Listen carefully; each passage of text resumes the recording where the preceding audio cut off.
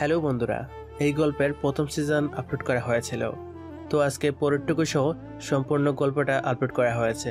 যারা প্রথম সিজন শুনেছেন তারা একটু টেনে শুনে নেবেন, টাইম মেনশন করা আছে। আর যারা নতুন তারা সম্পূর্ণ গল্পটা মনোযোগ দিয়ে শুনবেন। টাকা সবসময় সকল সুখ কিনতে পারে না। সৃষ্টিকর্তা এক একজনের জীবন এক এক রকম করে সাজিয়েছেন। কারো কাছে অনেক টাকা থাকার পরেও সে পুরো সুখ পায় না। আবার কোনো গরিব দরিদ্র তার সে দিন এনে দিন খাওয়ার টাকার মাঝেই সবটুকু সুখ আনন্দ খুঁজে পায়। আপনারা সবাই নিশ্চয়ই ভাবছেন এগুলো কেন বলছি। গল্পের সাথেই থাকুন, আশা করি সবটা বুঝতে পারবেন। সকালবেলা ঘুমিয়ে আছি, তখনই কেউ এসে আমার উপরে পানি ঢেলে দেয়। আমি দৌড় পড়িয়ে বিছানা থেকে উঠি। তখন দেখি আমার ছোট বোন সামিরা দাঁড়িয়ে আছে। কি রে নবাবজাদা, এত ঘুম কিসে? সকাল কয়টা বাজে দেখেছিস? সামিরা, আমি তোর বড় ভাই, একটু সম্মান দিয়ে কথা বল। এসেছে বড় ভাই। তুই হয়তো ভুলে যাচ্ছিস, এ বাড়ির সবাই তোকে চাকর হিসেবেই দেখে, আর একজন চাকর কিনা আমার বড় ভাই, শুনতেও হাসি পাচ্ছে। এতটা নিচে নেমে গেছিস বোন আমার? পরিবারের সবাই না হয় আমাকে সহ্য করতে পারে না, তুইও তো একটু সুন্দর করে কথাটুকু বলতে পারিস। আমি কি দোষ করেছি বল? আমি কি তোদের থেকে একটু ভালো ব্যবহার ভালোবাসা পেতে পারি না? এই একদম আমাকে এমন কথা শেখাতে আসবি না, না হলে মাকে বলে এমন মার খাওয়াবো জীবনের শিক্ষা পেয়ে যাবি। এখন নিচে যা, বাবার গাড়িটা পরিষ্কার করে দিতে বলেছে, তারপর আমার কাপড়গুলো কেচে দিবি। নীল তখন আর কথা না বাড়িয়ে চুপচাপ বিছানা থেকে উঠে যায়। তারপর গায়ের ভেজা গেঞ্জিটা খুলে নেয় আর একটা গামছা গায়ে জড়িয়ে নেয়। প্যান্টটা আর চেঞ্জ করতে পারে না। আসলে নীলের এই একটা প্যান্ট আর একটা গেঞ্জি আছে, তাও আবার তার বড় ভাইয়ের পুরাতন আর একটা ছেঁড়া লুঙ্গি আছে। এগুলো দিয়ে কোনো মতেই নীলের দিনকাল কেটে যাচ্ছে। নীল তখন এভাবে স্টোর রুম থেকে বেরোই, আপনাদের তো বলাই হলো না। নীলের নিজস্ব কোনো থাকার রুম নেই। স্টোর রুমটাতে কোনো মতে দিনকাল কাটাচ্ছে নীল। নীল ড্রয়িং রুমের পাশ কাটিয়ে যখন বাহিরে গাড়ি ধুতে যাচ্ছিল, তখনই তার বাবার কণ্ঠ। এই চাকর শোন, ভালো করে আমার গাড়ি পরিষ্কার করবি, গাড়িতে যেন একটা দাগও না থাকে।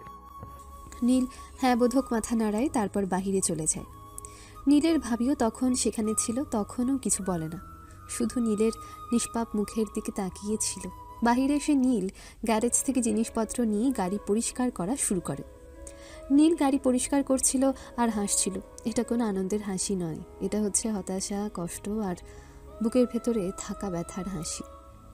নীল গাড়ি পরিষ্কার করার সময় ভুলবশত লোহার নুড়ি দিয়ে গাড়ি মোছা শুরু করে। নীল জানতো না নুড়িটা লোহার ছিল, কিন্তু তখনই নীলের চোখ সেদিকে যায়। নীল অবাক হয়ে যায়, গাড়ির কিছুটা রং উঠে গিয়েছে। উপরে বেলকনি থেকে সামিরা এটা দেখতে পায়। সে তাড়াতাড়ি তার বাবাকে আর বড় ভাইয়া অর্থাৎ আবিরকে নিয়ে আসে। পেছন পেছন নীলের মা আর ভাবিও আসে। নীলের বাবা আর আবির তো গাড়ির এই অবস্থা দেখে রেগে যায়। বাবা, ভাইয়া, আমি ভালো করে দেখেছি, এ চাকর ইচ্ছা করেই গাড়ির রং উঠিয়েছে। এ কথা শুনে আবির রেগে নীলের গালে একটা থাপ্পড় মেরে দেয়। ছোট লোক, তোর এত বড় সাহস! তুই জানিস এই গাড়ির দাম কত? তোকে 10 বার বিক্রি করলেও এই গাড়ির চাকার দাম পাওয়া যাবে না। আবিরের থাপ্পড়ের তীব্রতা নীলের গাল ছাপিয়ে কানে এসে বাঁচল। সে স্তব্ধ হয়ে দাঁড়িয়ে রইল। তার চোখে কোনো রাগ বা প্রতিবাদ ছিল না, ছিল এক শুধু গভীর নিথর প্রশ্ন। কেন কেন তার সাথে এমনটা হয়? ভাইয়া, আমি আমি ইচ্ছে করে করিনি, ভুল হয়ে গেছে। ভুল? তোর মতো চাকরদের কাছে একটা গাড়ির সামান্য আঁচড়ও ভুল। তুই জানিস এই সামান্য আঁচড় সারাতে কত টাকা লাগবে? এই বাড়িতে খেয়ে পড়ে আছিস, তারপরেও তোর সাহস হয় আমাদের ক্ষতি করার? যথেষ্ট হয়েছে আবির, এই ছোট লোকের সাথে আর কথা বলিস না। নীল, আমি অনেক সহ্য করেছি তোর এই ঢং। তোকে এই বাড়িতে শুধু কাজ করার জন্যই রাখা হয়েছে, কিন্তু তুই কাজের বদলে ক্ষতি করছিস। তোর জন্য এই বাড়ির আর সব ভালো জিনিসের ক্ষতি হোক, সেটা আমি চাই না। নীলের বাবা আহমেদ সাহেবের কথা শেষ হলে পাশ থেকে নীলের মা তারা বেগম বলেন, হ্যাঁ, একদম ঠিক বলেছ। কালকের দিনটা দেখলি না, ড্রয়িং রুমের ফুলদানিটা কিভাবে ভেঙে দিল? আর কদিন আগে আমার স্বাদের শোপিসটা। ও একটা অলক্ষী। আমার তো মনে হয় ও এই বাড়িতে থাকলে আমরা ধীরে ধীরে সব হারাবো। বাবা, হয়তো হয়তো সত্যিই ভুলবশত হয়েছে। নীল তো খারাপ ছেলে না। ও ভাবি, তোমার আবার এখন কেন এত দরদ? তোমার কি মনে হয় না ও আমাদের ভালো দেখতে পারে না? ও তো সব সময় চায় আমাদের কিছু একটা ক্ষতি হোক। তুমি ভেতরে যাও রাইসা, তোমার নরম মনের সুযোগ নিতে পারে এই ছেলেটা। সবাই যখন নীলকে অপবাদ আর অপমান করছিল, নীল তখন শুধু দেখছিল তার শৈশবের খেলার সাথী, তার রক্ত সম্পর্কীয় বোন সামিরা এবং তার নিজের মা কেমন করে তাকে মিথ্যে দোষারোপ করছে। তার মনে হচ্ছিল এই বাড়িটা আসলে বরফের টুকরোই তৈরি, যেখানে ভালোবাসার কোনো উষ্ণতা প্রবেশ করতে পারে না। বাবা, মা, তোমরা প্লিজ আমায় ক্ষমা করে দাও, আমি আর এরকম করব না।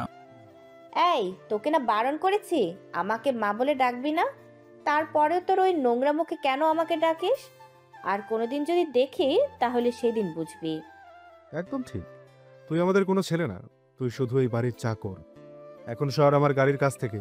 তোর এই নোংরা হাত দিয়ে আমার গাড়িটা পরিষ্কার করতে দেওয়া আমার সবচেয়ে বড় ভুল হয়েছে। এই বলে আহমেদ সাহেব অর্থাৎ নীলের বাবা তাকে সেখান থেকে ঘাড় ধাক্কা দিয়ে সরিয়ে দেয়। নীল চুপচাপ বাড়ির ভেতর চলে যায়, তার চোখ দিয়ে অশ্রু ফোঁটা টপ টপ করে মাটিতে পড়ছিল। অন্যদিকে বাহিরে বাড়ির সবাই গাড়ির সামনে দাঁড়িয়ে হাসছে। চাকরটাকে অনেকদিন পর ভালো করে একটা থাপ্পড় দিলাম, সেই লেগেছে। হ্যাঁ ভাইয়া, আমারও ভালোই লেগেছে। যাই করছে এই আপদটাকে তো বাড়ি থেকে তাড়াতে পারছি না। বাড়ি থেকে তাড়াতে পারলেই যেন মুক্তি পেতাম। আরে এটা নিয়ে টেনশন করো না তো, একদিন সুযোগ বুঝে ঠিক আপদটাকে বিদায় করে দেব। তারা এগুলোই বলছিল, এদিকে নীল গেস্ট রুমে দাঁড়িয়ে তার চোখের জল ফেলছিল। নীল তখন তার চোখের এক ফোঁটা জল হাতে নিয়ে মনে মনে বলে, কাদের জন্য এই চোখের পানি ফেলছি? যাদের কাছে আমার কোনো মূল্য নেই, যাদের কাছে আমি শুধু একজন চাকর। নীল এগুলোই ভাবছিল, তখনই তার কাঁধে কারো হাতের স্পর্শ পেয়ে পেছনে তাকায়। তার ভাবি এসেছে। নীল তাড়াতাড়ি তার চোখের পানিগুলো মুছিয়ে মুখে একটা হাসি রেখা টেনে বলে, কি ভাবি, কিছু কি লাগবে? আমার সাথে একদম নাটক করবি না নীল। আমি জানি তুই এগুলো সহ্য করতে পারিস না, তোর অনেক কষ্ট হয়। কিন্তু কি করব বল, তারা সবাই যে কেন তোকে এত ঘৃণা করে সেটাই বুঝতে পারি না। কারণগুলো তো তোমার ভালো করে জানা আছে ভাবি। এগুলো কি কোনো কারণ হলো? আরো কত বড় বড় ভুলের পরেও মানুষ ক্ষমা করে দেয়। আচ্ছা বাদ দে, ওনারা সবাই খেয়ে নিয়েছে, তারা উপরে গেলে তুই কিচেন রুমে গিয়ে খেয়ে নিস। আমি সেখানে তোর জন্য খাবার রেখে দিয়েছি। ভাবি, তোমাকে কি কেউ বলেছে আমার জন্য এত কষ্ট করতে? আরে তুই তো আমার ছোট ভাই, তোর জন্য করব না তো কার জন্য করব? আর এখানে কষ্টের কিচ্ছু নেই। আমি এখন যাই, যা বললাম তাই করিস। ঠিক আছে ভাবি। নীলের ভাবি রাইসা তখন সেখান থেকে চলে যায়। কিছুক্ষণ পর নীল চুপি চুপি রুম থেকে বেরিয়ে কিচেন রুমে গিয়ে খাবার খাওয়া শুরু করে। আসলে নীলকে কখনোই সকালে খাবার খেতে দেয় না তার বাড়ির লোকেরা। নীলের ভাবি লুকিয়ে লুকিয়ে খাবার দেয়। তারা দুপুরে খেতে দেয়, আর মাঝে মাঝে রাতে কিছু থাকলে খেতে পায়, না থাকলে খেতে পায় না। এভাবেই এত ধনী পরিবারের একটা ছেলে তার জীবন কাটাচ্ছে। নীল খাবার খেতে খেতে বলল, ধনী পরিবারে জন্ম হলে ধনী হওয়া যায় না, ধনীদের মতো জীবনযাপন করা যায় না। তার সবচেয়ে বড় উদাহরণই মনে হয় আমি। নীল নিঃশব্দে রান্নাঘর থেকে বেরিয়ে আসে। পেটে খাবার গেলেও বুকে জমে থাকা কষ্টের ভারে তার হাঁটা চলায় কোনো শক্তি ছিল না। তার গন্তব্য সেই স্টোর রুম। মনে তার শুধু রায়সা ভাবির দেওয়া সামান্য ভালোবাসার উষ্ণতা, যা এই বরফ ঠান্ডা বাড়িতে একমাত্র টিকে থাকার অবলম্বন। স্টোর রুমের দরজা ঠেলে নীল সবেমাত্র ভেতরে ঢুকতে যাবে, ঠিক তখনই তার ছোট বোন সামিরা এসে সামনে দাঁড়ালো। তার চোখে স্পষ্ট বিরক্তি আর রাগ। কি রে নবাবজাদা, তোর কি কাজের কথা মনে নেই? আমি তোকে কখন আমার কাপড়গুলো কেচে দিতে বলেছিলাম, সেগুলো এখনো স্টোর রুমে এই নোংরা কোণে পড়ে আছে কেন? তোর কি কানে কথা যায় না? সামিরা, আমি এইমাত্র খেয়ে এলাম, ভেবেছিলাম একটু পরেই কাজতে যাব। আমি তো কখনো তোর জন্য বাকি রাখিনি। তোর মতো চাকরের আবার পেট পূজা কিসের? এই বাড়িতে তো জন্ম হয়েছে শুধু কাজ করার জন্য, খাবার জন্য নয়। আর শোন, তুই এখন আর 1 মিনিটও দেরি করতে পারবি না। যা, আমার কাপড়গুলো এখনই ধুয়ে বারান্দায় মেরে দিয়ে আসবি। মনে রাখিস, একটা দাগও যেন না থাকে। নীলের বুকটা আবার মধুর দিয়ে উঠল। সে তার আপন বোন, তবুও কেন এই চরম অবজ্ঞা? সে কোনো উত্তর না দিয়ে নীরবে মেঝে থেকে কাপড়ের বাস্কেটটা তুলে নিল। এই বাস্কেটে শুধু সামিরার কাপড় নয়, আবির ভাই ও মায়ের নোংরা কাপড়ও রয়েছে। নীল পেছনের উঠোনে গিয়ে কাপড় কাচা শুরু করলো। সাবান আর পানির ঠান্ডায় তার হাত জমে যাচ্ছিল, তবুও সে খুব সাবধানে যত্নের সাথে প্রতিটি কাপড়ের ময়লা পরিষ্কার করলো। এক সময় সে লক্ষ্য করলো আবির ভাইয়ের একটা দামি শার্টের কলারের কাছে যেদি ময়লার একটা ছোট দাগ রয়ে গেছে। অনেক ঘষাঘষির পরেও সেটা উঠল না। অবশেষে সে হাত ছেড়ে সব কাপড় শুকানোর জন্য বারান্দায় দড়িতে মেলে দিল। কাপড় মেলতে মেলতে নীল লক্ষ্য করলো দাগ না ওঠা সেই শার্টের দিকে তার মন বারবার চলে যাচ্ছে। সামান্য একটা দাগ, কিন্তু সামিরা ঠিকই সেটা ধরে তাকে কাল আবার অপমান করবে। সে নিজের অক্ষমতার জন্য নিজেই কষ্ট পেল। নীল বারান্দা থেকে স্টোররুমের দিকে ফিরতেই সামিরার সামনে এসে দাঁড়ালো। কি রে, সব কাপড় ধুয়েছিস তো? আমার কাপড়গুলো ভালোভাবে শুকিয়ে যেন ইস্ত্রি করা থাকে, নাইলে তোর খবর আছে। হ্যাঁ সামিরা, সব পরিষ্কার করে মেলে দিয়েছি। সামিরা তখন দড়িতে থাকা কাপড়ের দিকে চোখ বুলিয়ে হঠাৎ আবিরের শার্টের দিকে তাকালো। সেই শার্টের কলারের কাছে সেই জেদি ময়লার সামান্য দাগটা দেখতে পেল। এই কি করেছিস তুই? এই দেখ, আবির ভাইয়ের শার্টের কলারটা দাগটা এখনো রয়েছে। তোর চোখে কি কম দেখা যায়, নাকি তুই ইচ্ছাকৃতভাবেই ময়লা রেখেছিস? সামিরা, আমি অনেক চেষ্টা করেছি, দাগটা খুব জেদি ছিল। আমি আমি ক্ষমা প্রার্থী। চুপ কর, তোর মতো চাকরদের কাজই হলো ফাঁকি দেওয়া। শোন, কালকের মধ্যে এই শার্টের দাগ যদি না ওঠে আর বাড়ির কোনো কাজে যদি সামান্য ভুল হয়। সামিরা নীলের গালে একটা চিমটি কেটে দিল। এতে নীলের গালে লাল হয়ে গেল। এই, তোকে একটা কথা বলে রাখলাম, কাল যদি এই দাগ না ওঠে বা তুই যদি কালকের মধ্যে এই বাড়ির কোনো কাজে সামান্য ভুল করিস, তাহলে আমি মাকে বলবো তুই ইচ্ছাকৃতভাবেই বাড়ির ক্ষতি করছিস। তখন কিন্তু তোকে তাড়ানোর জন্য আর কেউ আটকাতে পারবে না। সামিরা নীলকে একটা কঠিন হুমকি দিয়ে হনহন করে ভেতরে চলে গেল। নীল সেই বারান্দায় দাঁড়িয়ে থাকলো। হাত দিয়ে গালের জ্বালাটা সে অনুভব করলো, কিন্তু তার এই দৈহিক কষ্টের চেয়েও বড় কষ্ট হলো এই ভেবেছে তার আপনজনরা তার সাথে এমন আচরণ করছে। তার মনে হলো পৃথিবীতে তার কোনো স্থান নেই, এই বাড়িতে সে শুধু একজন অবাঞ্ছিত মানুষ। স্টোররুমের খাটে শুয়ে নীল তার ভেজা গেঞ্জিটা খুলে দেখল। থাপ্পড়ের আঘাতের কারণে তার গালটা তখনও লাল হয়ে আছে। সে বালিশে মুখ গুজে নিঃশব্দে কাঁদতে শুরু করলো। আমি কি করলে তোমরা আমাকে মানুষ হিসেবে দেখবে? একটা সামান্য দাগ, আর তার জন্য এত অপমান? আমার কি কোনো দোষ নেই? কেন শুধু আমাকেই এমন জীবনযাপন করতে হচ্ছে? রাতের গভীরতা বাড়তে থাকে। বাইরে চারপাশের বিলাসবহুল বাড়িতে তখন সুখ আর শান্তির ঘুম, কিন্তু স্টোররুমের সে ছোট্ট অন্ধকার কোণে নীল শুধু অসহ্য যন্ত্রণায় ছটফট করছিল। এই জীবন থেকে মুক্তি পাওয়ার কোনো রাস্তা সে দেখতে পাচ্ছিল না। তার মনে হলো ধনী হওয়া হয়তো তার ভাগ্যে লেখা ছিল, কিন্তু সম্মান পাওয়া বা ভালোবাসা পাওয়াটা হয়তো তার জীবনের অভিধানে নেই। সামিরা চলে যাওয়ার পর নীল সেই বারান্দায় কিছুক্ষণ স্থির হয়ে দাঁড়িয়ে রইল। গালের জ্বালা আর মনের কষ্ট তাকে একই সাথে বিদ্ধ করছিল। এ বাড়িতে তার জীবনের একমাত্র পরিচয় হলো চাকর এবং অপয়া। সে জানে এই অপমানের কোনো শেষ নেই। এক সময় সে ধীরে ধীরে স্টোররুমের দিকে এগিয়ে গেল। ভেজা চোখে, ক্লান্ত শরীরে নিজের ছেঁড়া তোষকের উপর শুয়ে পড়ল। নীল চোখ বুঝল, কিন্তু ঘুম এলো না। তার মনে তখনও শুধু পুরনো দিনের সেই সব কথা ভিড় করে আসছিল, যে কারণে সে আজ তার নিজের বাড়িতে পরবাসী। দর্শকরা, এই ভাগে চলুন আমরা নীলের অতীত থেকে একটু ঘুরে আসি। কেন নীল তার পরিবারের কাছে এত অবহেলিত? আহমেদ সাহেব এবং তারা বেগম বরাবরই রক্ষণশীল সমাজের মানুষ। তাদের প্রথম সন্তান আবির ছেলে হওয়ার পর তারা স্থির করেছিলেন দ্বিতীয় সন্তানটি যেন মেয়ে হয়। তাদের বহুদিনের ইচ্ছে ছিল ঘরে লক্ষ্মীর মতো একটা ফুটফুটে মেয়ে আসুক। যখন তারা নীলের জন্মের সময় নিশ্চিত হলেন যে এটা একটা মেয়ে হবে, তখন তারা নানা ধরনের দামি জিনিসপত্র আর পোশাক কিনে রেখেছিলেন। কিন্তু হাসপাতাল থেকে খবর এলো তাদের দ্বিতীয় সন্তানও পুত্র। নীলের জন্মের খবরটা পুরো পরিবারে এক শীতলতা নিয়ে এসেছিল। তারা বেগম তো প্রসবের কষ্ট ভুলে হাউ হাউ করে কেঁদে উঠেছিলেন। আহমেদ সাহেব তার সন্তানকে প্রথম দিন দেখতে যাননি, কারণ তিনি একে আশাভঙ্গ হিসেবে দেখছিলেন। তাদের কাছে মনে হলো নীল যেন তাদের সকল আকাঙ্ক্ষার মৃত্যু নিয়ে জন্ম নিয়েছে।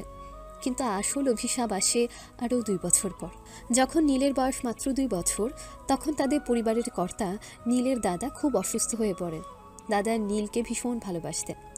অসুস্থতার মাঝেও তিনি নীলকে কাছে ডাকতেন এবং খেলতেন। এক বৃষ্টি ভেজা সকালে দাদা অসুস্থ হয়ে বিছানায় শুয়েছিলেন। নীল তখন হামাগুড়ি দিয়ে দাদার খাটের কাছে যায়। খেলতে খেলতে নীল দাদার পাশে রাখা জলের গ্লাসটা ভুলে ফেলে দেয়। মুহূর্তের অসাবধানতায় গ্লাসের কাঁচটা ভেঙে যায় এবং জল ছিটে গিয়ে দাদার মুখও বুকে পড়ে। ওই দিন বিকেলবেলায় নীলের দাদা হঠাৎ হৃদরোগে আক্রান্ত হয়ে মারা যান। পরিবারের সবাই যখন শোকস্তব্ধ, ঠিক তখনই নীলের মা তারা বেগম চিৎকার করে কাঁদতে কাঁদতে একটা কথা বললেন, আমার ছেলেটা অপয়া অলক্ষী, ওর জন্যই আমার বাবা চলে গেলেন। বাবার মুখে যখন শেষ জলটা দিতে পারলাম না, তার ঠিক আগেই ও জল ফেলে দিয়ে কাজ ভেঙে অশুভ লক্ষণ নিয়ে এসেছিল। ও আমাদের পরিবারের জন্য ভালো না। সেই দিন থেকে সেই সামান্য দুর্ঘটনাটি নীলের জীবনের সবচেয়ে বড় অভিশাপ হয়ে দাঁড়ালো। পরিবারের সবাই, বিশেষ করে আহমেদ সাহেব এবং তারা বেগম, দৃঢ়ভাবে বিশ্বাস করতে শুরু করলেন যে নীলই তাদের বাবার মৃত্যুর কারণ। তারা তাকে অপয়া এবং অলক্ষী বলে ডাকতে শুরু করলেন। তার উপস্থিতি মানে অশুভ কিছু ঘটবে, এ ধারণা তাদের মনে গেঁথেছে। এ কারণে তাদের মনের ভেতরে থাকা আকাঙ্ক্ষিত মেয়ের জন্ম না হওয়ার পুরনো ক্ষোভ, বাবার মৃত্যুর শোক আর এই অশুভ তকমা সব মিলিয়ে তারা নীলকে তাদের ছেলে হিসেবে নয়, বরং এক বোঝা, এক চাকর হিসেবে দেখতে শুরু করলেন। একমাত্র রাইসা ভাবি এই অন্ধ কুসংস্কার থেকে দূরে ছিলেন। তাহলে চলুন গল্পে ফিরি। বালিশে মুখ গুজে কাঁদতে কাঁদতে নীল তার অতীতের সেই অভিশাপের কথাগুলো মনে করতে পারছিল না, কিন্তু তার অবচেতন মন জানত তাদের এই ঘৃণার জন্ম বহু আগে। তার কোনো দোষ নেই, তবুও সে দোষী। সে উঠে বসল। স্টোররুমের সামান্য জানলা দিয়ে সে বাইরের অন্ধকার দেখল। সে অন্ধকারে সে তার ভবিষ্যৎ খুঁজতে চাইল। আর কতদিন এভাবে, আর কতদিন আমাকে এই বাড়িতে এই অপমান আর ঘৃণা সহ্য করতে হবে?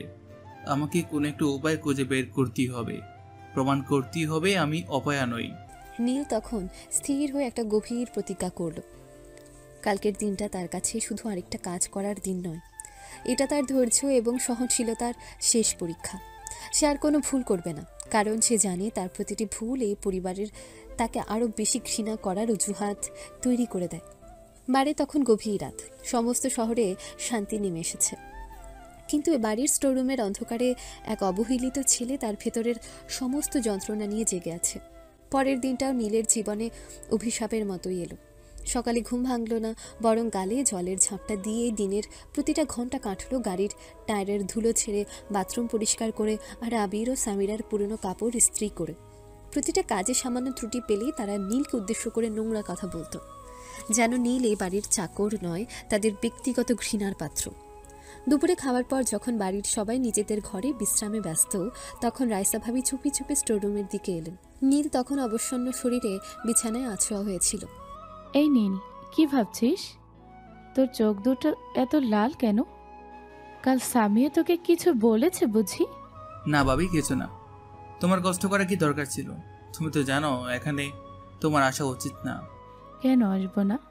তুই ছাড়া এ বাড়িতে আমার আর কি আছে বল? তোর কষ্ট দেখলে যে আমারও কষ্ট হয়। তোর ভাই আর তোর পরিবার তোকে এভাবে দেখতে পারে, কিন্তু আমি তো পারি না। শোন, যা হওয়ার হয়েছে, ভুলে যা। বলতে চাইলেই তো বলতে দেয় না ভাবি। সারাদিন শুধু অপমান আর তাচ্ছিল্য। আমার তো মনে হয় আমার আর পড়াশোনা হবে কিনা সেটা জানি না। ভার্সিটিতে ভর্তি হওয়ার স্বপ্ন দেখাটাই আমার কাছে বিলাসিতা মনে হচ্ছে। একদম এসব কথা বলবি না। আমি যতদিন আছি ততদিন তোর পড়াশোনা চলবেই। তোর পড়াশোনা থামানোর ক্ষমতা এই বাড়ির কারণেই। তোর তো আর কয়েকদিনের মধ্যে এইচএসসি পরীক্ষার রেজাল্ট দিবে, তাই না? হ্যাঁ, খুব তাড়াতাড়ি দেব, কিন্তু রেজাল্টের পর ভার্সিটি ভয় লাগছে ভাবি। যদি রেজাল্ট ভালো না হয়? তোর রেজাল্ট ভালোই হবে। তুই এত ভালো ছাত্র, তুই বরং এখন থেকেই চিন্তা কর কোথায় ভর্তি হবি। তুই তো খুব ভালো ছাত্র, নিশ্চয়ই ভালো কোনো সাবজেক্ট পাবি। এখনো ঠিক করিনি ভাবি।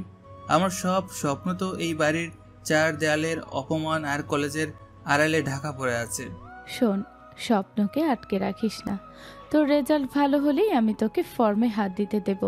আমি তোকে সাহায্য করব। মনে রাখিস, লেখাপড়াটাই তোর মুক্তি, এই বাড়ির ঘৃণা থেকে মুক্তি। বন্ধুরা, আপনাদের তো বলতেই মনে ছিল না, নীল কিন্তু এখনও তার পড়াশোনা চালিয়ে যাচ্ছে। সেইবার এইচএসসি পরীক্ষা দিয়েছে এবং রেজাল্ট প্রকাশের অপেক্ষায় আছে। নীলের এই কষ্টের জীবন একমাত্র আলোর রেখা রাইসা ভাবি। রাইসা ভাবি লুকিয়ে তাকে পরীক্ষার ফি এবং পড়াশোনার সব খরচ দেন। তাছাড়া নীল জন্মগতভাবে ট্যালেন্টেড স্টুডেন্ট হওয়ায় সে কলেজ থেকে স্কলারশিপও পেয়েছে, তাই তার বেশি একটা খরচ লাগেনি। তবে তার এই পড়াশোনার খবর বাড়ির অন্য কেউ জানে না। এখন যা, মুখটা ধুয়ে আয়। আর মন খারাপ করিস না, এই সময়টা তাড়াতাড়ি কেটে যাবে। ধন্যবাদ ভাবি, তুমি না থাকলে হয়তো এতদিন আমি। চুপ, আমি এখন যাই। কেউ যদি দেখে ফেলে তাহলে আবার নতুন সমস্যা হবে। সাবধানে থাকিস। রাইসা ভাবি ঘর থেকে বেরিয়ে যাওয়ার পর নীল যেন একটু কিছুটা স্বস্তি পেল, কিন্তু কিছুক্ষণের মধ্যে তার সেই স্বস্তি আবার চাপা পড়ে গেল এই বাড়ির দমবন্ধ করা পরিবেশে। আবির ভাইয়ের জন্য চা বানানো, বাবার জুতো পলিশ করা আর মায়ের ফরমাইশি কাজগুলো করতে করতে দিন কাটতে লাগলো। তো এভাবেই এক সপ্তাহ চলেছে। সপ্তাহ জুড়ে একই রকম অপমান, একই রকম কাজ, আর রাইসা ভাবির দেওয়া একটুখানি সাহস নিয়ে নীল নিজেকে টিকিয়ে রাখে। এক সপ্তাহ পর সেদিন সন্ধ্যাবেলা নীল দিনের সমস্ত কাজ শেষ করে সবেমাত্র বাড়ির ছাদে কাপড় তুলতে গিয়েছিল। আকাশ তখনও পুরোপুরি অন্ধকার হয়নি, মাগরিবের আজানের সময় আসন্ন। সে দ্রুত হাতে কাপড়গুলো গুছিয়ে নিল। তার মন বলছিল আজ হয়তো কোনো খারাপ কিছু ঘটতে চলেছে। নীল কাপড়গুলো হাতে নিয়ে সিঁড়ি বেয়ে নিচে নামছিল। সিঁড়ির মাঝপথ আসতে ড্রয়িং রুমের দিক থেকে সে তীব্র চেঁচামেচির শব্দ শুনতে পেল। ভয়ে ভয়ে সে সিঁড়ি থেকে নেমে ড্রয়িং রুমের দরজার কাছে গিয়ে দাঁড়ালো। দৃশ্য দেখে সে স্তম্ভিত হয়ে গেল। ড্রয়িং রুমের মেঝেতে একরাশ ছেঁড়া টাকা ছড়ানো, আর পাশে রাখা আছে একটা ছোট খালি কাঠের সিন্দুক। আবির, সামিরা, আহমেদ সাহেব এবং তারা বেগম সবাই সেখানেই দাঁড়িয়ে। রাইসা ভাবি একপাশে দাঁড়িয়ে কাঁদছিলেন, তার চোখ ভরা আতঙ্কে। নীলকে দরজায় দেখা মাত্র তারা বেগম যেন পাগল হয়ে গেলেন। এই যে সেই অপয়া, এই চা করে আমার সর্বনাশ করেছে। তুই তুই কি মনে করেছিস তোর নোংরা হাত থেকে এই টাকাও রেহাই পাবে? মা, আমি কিছু করিনি। আমি ছাদ থেকে কাপড় নিয়ে নামছিলাম। একদম মিথ্যা বলবি না। এই সিন্দুকের চাবি সবসময় আমার কাছে থাকে। সিন্দুক ভাঙা, টাকাগুলো সব এভাবে ছিঁড়ে ফেলা, নীল ছাড়াই ঘরের কেউ টাকা চুরি বা নষ্ট করবে না। তুই করেছিস। তোর এত সাহস? মিথ্যা বলছিস? তুই চুরি করে ধরা পড়ে ভয়ে টাকাগুলো নষ্ট করেছিস। নীলের কথা শেষ হওয়ার আগেই আবির তার হাতের কাছে থাকা একটা মোটা লাঠি দিয়ে নীলের পিঠে সজোরে আঘাত করল। ভাইয়া প্লিজ, ব্যথা লাগছে। না না, প্লিজ ওকে মারবেন না, ও কিছু করেনি। আমি বিশ্বাস করি ও এমন কাজ করতে পারে না। রাইসা ভাবি দ্রুত নীলের দিকে এগিয়ে এলেন, কিন্তু সামিরা মাঝখানে এসে তাকে টেনে ধরে ফেলে। থামো ভাবি, তোমার এত দরদ কিসের জন্য? তোমার জন্যই ও সাহস পাচ্ছে, ও একটা চোর। রাইসা, তুমি ভেতরে যাও। তোমার এই অতিরিক্ত সহানুভূতি এই ছেলেকে আরো নষ্ট করছে। আবির, রাইসাকে ঘরে ঢুকিয়ে দরজা বন্ধ করে দে। আবির দ্রুত রাইসা ভাবিকে টেনে পাশের একটা খালি রুমে নিয়ে গেল এবং দরজায় তালা লাগিয়ে দিল। রাইসা ভাবি ভেতর থেকে দরজা পিটিয়ে কাঁদতে লাগলেন, কিন্তু তার চিৎকার বাইরের উন্মত্ততাকে থামাতে পারল না। এরপর শুরু হলো নারকীয় অত্যাচার। তুই আমাদের সম্মান নষ্ট করলি। নে, আমার বাবার হত্যাকারী, তুই আমার সম্পদ ধ্বংস করলি। তিনি নীলের দিকে এগিয়ে এসে তার চুলের মুঠি ধরে বাঁকাতে লাগলেন। আহমেদ সাহেব পা দিয়ে নীলের পেটে আঘাত করে বলে, তোর মতো ছোট লোককে এই বাড়িতে থাকতে দেওয়াটাই আমার সবচেয়ে বড় ভুল। সামিরা পাশ থেকে একটা শক্ত বই ছুঁড়ে মারল নীলের দিকে। দূর হ এই অপয়া। বাড়ির চারজন মিলে একজন নিরস্ত্র অসহায় ছেলেকে নির্মমভাবে মারতে শুরু করলো। নীলের শরীর তখন আর কোনো ব্যথা অনুভব করছিল না, শুধু মনে হচ্ছিল তার নিঃশ্বাস বুঝি বন্ধ হয়ে আসছে। তার চোখে কোনো রাগ বা প্রতিবাদ ছিল না, ছিল শুধু এক গভীর নিথর জিজ্ঞাসা। মারের তীব্রতা এতটাই ছিল যে নীল একসময় দুর্বল হয়ে মেঝেতে লুটিয়ে পড়ল। তার সমস্ত শরীর তখন জ্বালাপোড়া করছে, শ্বাস নিতেও কষ্ট হচ্ছে। সে শেষবারের মতো করুণ দৃষ্টিতে আবিরদের দিকে তাকালো, তারপর তার চোখ বন্ধ হয়ে গেল। তার দেহ নিথর হয়ে মেঝের ছেঁড়া টাকার উপরে পড়ে রইল। আবির হাঁপাতে হাঁপাতে লাঠিটা দূরে ছুঁড়ে ফেলে দিল। যথেষ্ট হয়েছে, ওকে আর মারার দরকার নেই। মরে গেলে ঝামেলা বাড়বে। আলো নিভিয়ে দে। তারা বেগম, আবির এবং সামিরা সবাই তখন জ্ঞান হারালো নীলের দিকে এক ঝলক তাকিয়ে নিজেদের ঘরগুলোর দিকে, তারপর হাঁটা ধরল। তারা ঘরের আলো নিভিয়ে দিল। জ্ঞান হারানো নীলের নিথর দেহ এবং ছেঁড়া টাকাগুলো সেই ড্রয়িং রুমের অন্ধকারে একা পড়ে রইল। পাশের রুম থেকে রাইসা ভাবির চাপা কান্নার শব্দ ভেসে আসছিল, কিন্তু কেউ সেই অন্ধকারে নীলকে তোলার মতো ছিল না। জ্ঞান হারানোর পর কতক্ষণ সেই ঠান্ডা মেঝেতে পড়েছিল নীল সে জানে না। যখন তার জ্ঞান ফিরল তখন গভীর রাত। বাইরের ঘড়িতে হয়তো রাত 2টো ছুঁই ছুঁই। সারা শরীরে অসহ্য যন্ত্রণা, মনে হচ্ছে দেহের প্রতিটা হাড় বুঝি ভেঙে চুরমার হয়ে গেছে। বহু কষ্টে নীল কনুয়ে ভর দিয়ে উঠে বসল। ড্রয়িং রুমের গাঢ় অন্ধকারে ছেঁড়া টাকা আর তার যন্ত্রণাই ছিল একমাত্র সঙ্গী। পাশের রুম থেকে রাইসা ভাবির চাপা কান্নার শব্দ তখনও ভেসে আসছিল। নীল কোনো মতে হামাগুড়ি দিয়ে সিঁড়ির দিকে এগিয়ে গেল। সে ধীরে ধীরে স্টোর রুমের দিকে গেল। সেখানে গিয়ে সে তার ভেজা গেঞ্জিটা পরিবর্তন করলো, কিন্তু সারা শরীরে যন্ত্রণার কারণে তার মনে হলো এভাবে আর এক মুহূর্ত এই নরকে থাকা অসম্ভব। সে তখন একটা ছোট নোটবুক আর পেন খুঁজে বের করলো। অনেক কষ্টে কাপা হাতে সে টেবিলে ঝুঁকে লিখতে শুরু করলো। তার চোখের জল গড়িয়ে কাগজের উপর পড়ছিল, কিন্তু সে থামল না। তাকে 2টো চিঠি লিখতে হবে। চিঠি লিখেছে নীল বাবা, মা, ভাই বোনের উদ্দেশ্যে। বাবা, মা, আবির ভাই, সামিরা, জানি আমার এই চিঠিটা পড়ার পর আপনারা হয়তো হাসবেন বা আরও একবার বলবেন ভালোই হয়েছে, এই আপদ দূর হয়েছে। আমি জানি আপনাদের কাছে আমি চাকর, চোর এবং অপয়া। মা, আপনি আমাকে মা বলে ডাকতেও বারণ করেছেন, তবুও এই চিঠি লেখার সময় আমার মুখ দিয়ে বারবার মা শব্দটি আসছে। আপনাদের কাছে আমার একটাই প্রশ্ন, আমি কি কখনো আপনাদের সন্তান ছিলাম না? বাবার কাছে, ভাইয়ের কাছে বা আমার ছোট বোন সামিরার কাছে কেন আমি একটু ভালোবাসা, একটু সম্মান পেলাম না? আমার জন্মের সময় আপনারা মেয়ে চেয়েছিলেন, আর আমার দাদার মৃত্যুর জন্য আপনারা আমাকে দোষী বানালেন। আমি আপনাদের বোঝাতে চেয়েছি আমি নিরপরাধ, কিন্তু আজ আমার শরীরটা যত না ব্যথা করছে, তার চেয়ে বেশি ব্যথা করছে এই মিথ্যা অপবাদ আর অপমানের ঘৃণায়। আজ আমি চলে যাচ্ছি, এমন একটা জায়গা থেকে যাচ্ছি যেখানে আমার কোনো অস্তিত্বই নেই। আপনাদের সম্পদ নষ্ট করে দেয়নি, চুরিও করেনি, কিন্তু আমার জীবনের সবচেয়ে মূল্যবান সম্পদ আপনাদের ভালোবাসা আপনারা অনেক আগে কেড়ে নিয়েছেন। আমি প্রার্থনা করি আমার চলে যাওয়ায় আপনারা শান্তি পান, আর আশা করি আমার অনুপস্থিতিতে আপনাদের সংসারে সব অশুভ দূর হয়ে যাক। ভালো থাকবেন সবাই। বিদায়, আপনাদের অবহেলিত সন্তান নীল। চিঠি 2 লিখেছে রাইসা ভাবির উদ্দেশ্যে। প্রিয় ভাবি, যখন তুমি এই চিঠিটা পড়বে আমি তখন অনেক দূরে, এই বাড়ির ঘৃণা থেকে অনেক দূরে। ভাবি, এই নরকের মধ্যে তুমি ছিলে আমার কাছে বেহেশতের দরজা। তোমার দেওয়া লুকিয়ে রাখা খাবার, তোমার সাহস আর তোমার বিশ্বাস, এগুলি আমার জীবনের একমাত্র সঞ্চয়। তুমি আমাকে শিখিয়েছো আমি অপয়া নই। তোমার দেওয়া সামান্য কিছু টাকা আর এই সামান্য পড়াশোনাটুকুই আজ আমার সম্বল। তোমার কারণেই আমি স্বপ্ন দেখতে শিখেছি। তুমি আমাকে বাঁচাতে চেয়েছিলে, কিন্তু পারোনি। প্লিজ নিজেকে দোষ দিও না। আমি জানি তুমি আমাকে কতটা ভালোবাসো। আমার জীবনের এই নতুন পথ চলার তোমার ঋণ আমি কোনোদিনও ভুলবো না। জানি না কবে ফিরতে পারবো, কিন্তু যখনই ফিরবো সেদিন তোমার ভালোবাসার মূল্য রাখবই। আমার জন্য তো টেনশন করার মতো কেউ নেই, শুধু তুমি আছো। আর তাই তোমাকে বলে দিচ্ছি, আমার জন্য একদম টেনশন করবে না। আমি তোমার দোয়ায় ভালো থাকবো।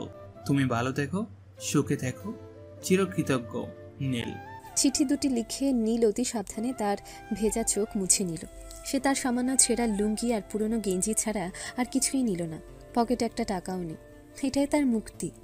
সে নিঃশব্দে স্টোররুম থেকে বেরিয়ে পেছনের দরজা দিয়ে বাড়ির গেটের দিকে এগিয়ে গেল। দারোয়ান তখন তার চেয়ারে বসে গভীর ঘুমে আচ্ছন্ন। নীল গেট থেকে বেরিয়ে এলো। সে পেছন ফিরে তার বিশাল বাড়ির দিকে একবার চোখ বুলিয়ে নিল। তার জন্মভূমি, কিন্তু তার নয়। তার চোখ দিয়ে টপ টপ করে অশ্রুফোঁটা মাটিতে পড়ছিল। এই জল আর অপমানের নয়, এই জল ছিল জীবনের এক কঠিন বিদায়ের।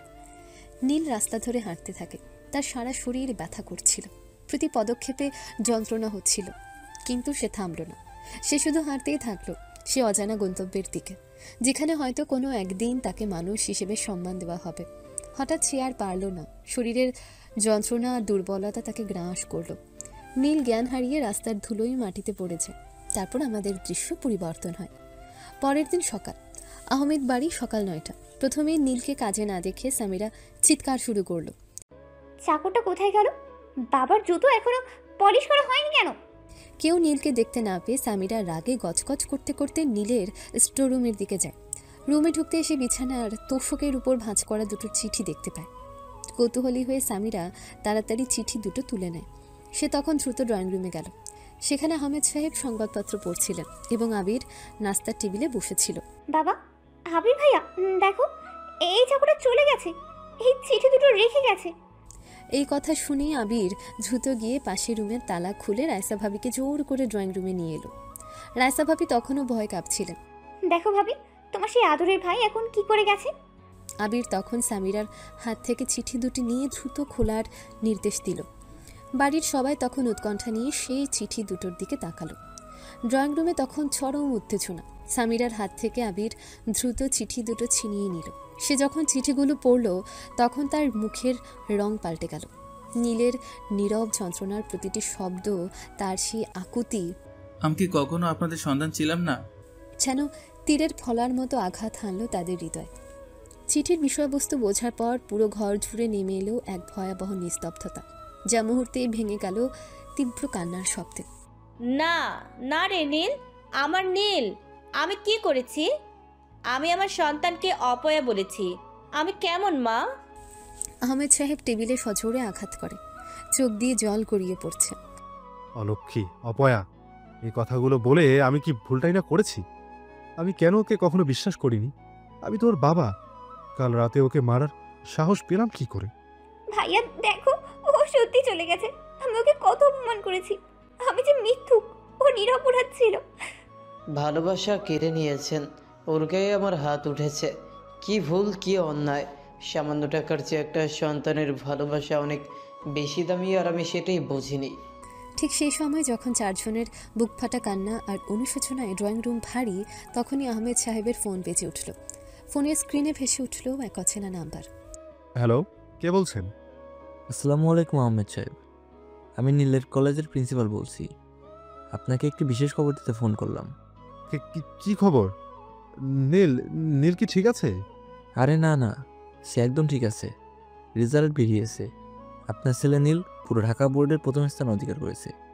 সে শুধু আমাদের কলেজের নয়, পুরো বোর্ডের মুখ উজ্জ্বল করেছে। আমরা তাকে নিয়ে গর্বিত। তার মতো মেধাবী ছেলে আমাদের প্রতিষ্ঠানের সম্পদ। নীলকে আমার পক্ষ থেকে অনেক অনেক শুভেচ্ছা দেবেন। প্রিন্সিপালের এই কথা যেন বজ্রাঘাতের মতো আঘাত হানল তাদের অনুশোচনা জর্জরিত হৃদয়। পুরো ঘরে আবার 1 মিনিটের জন্য পিন পতন নীরবতা। ঢাকা বোর্ডে প্রথম আমার ছেলে? মেধাবী, আমাদের সম্পদ। আহমেদ সাহেব ফোনে কথা শেষ করে ফোনটা হাত থেকে পড়ে গেল। আমরা আবার কি করলাম? একটা হীরাকে আমরা চাকর বলে অপমান করেছি। আমাদেরই সম্পদকে আমরা ফেলে দিলাম।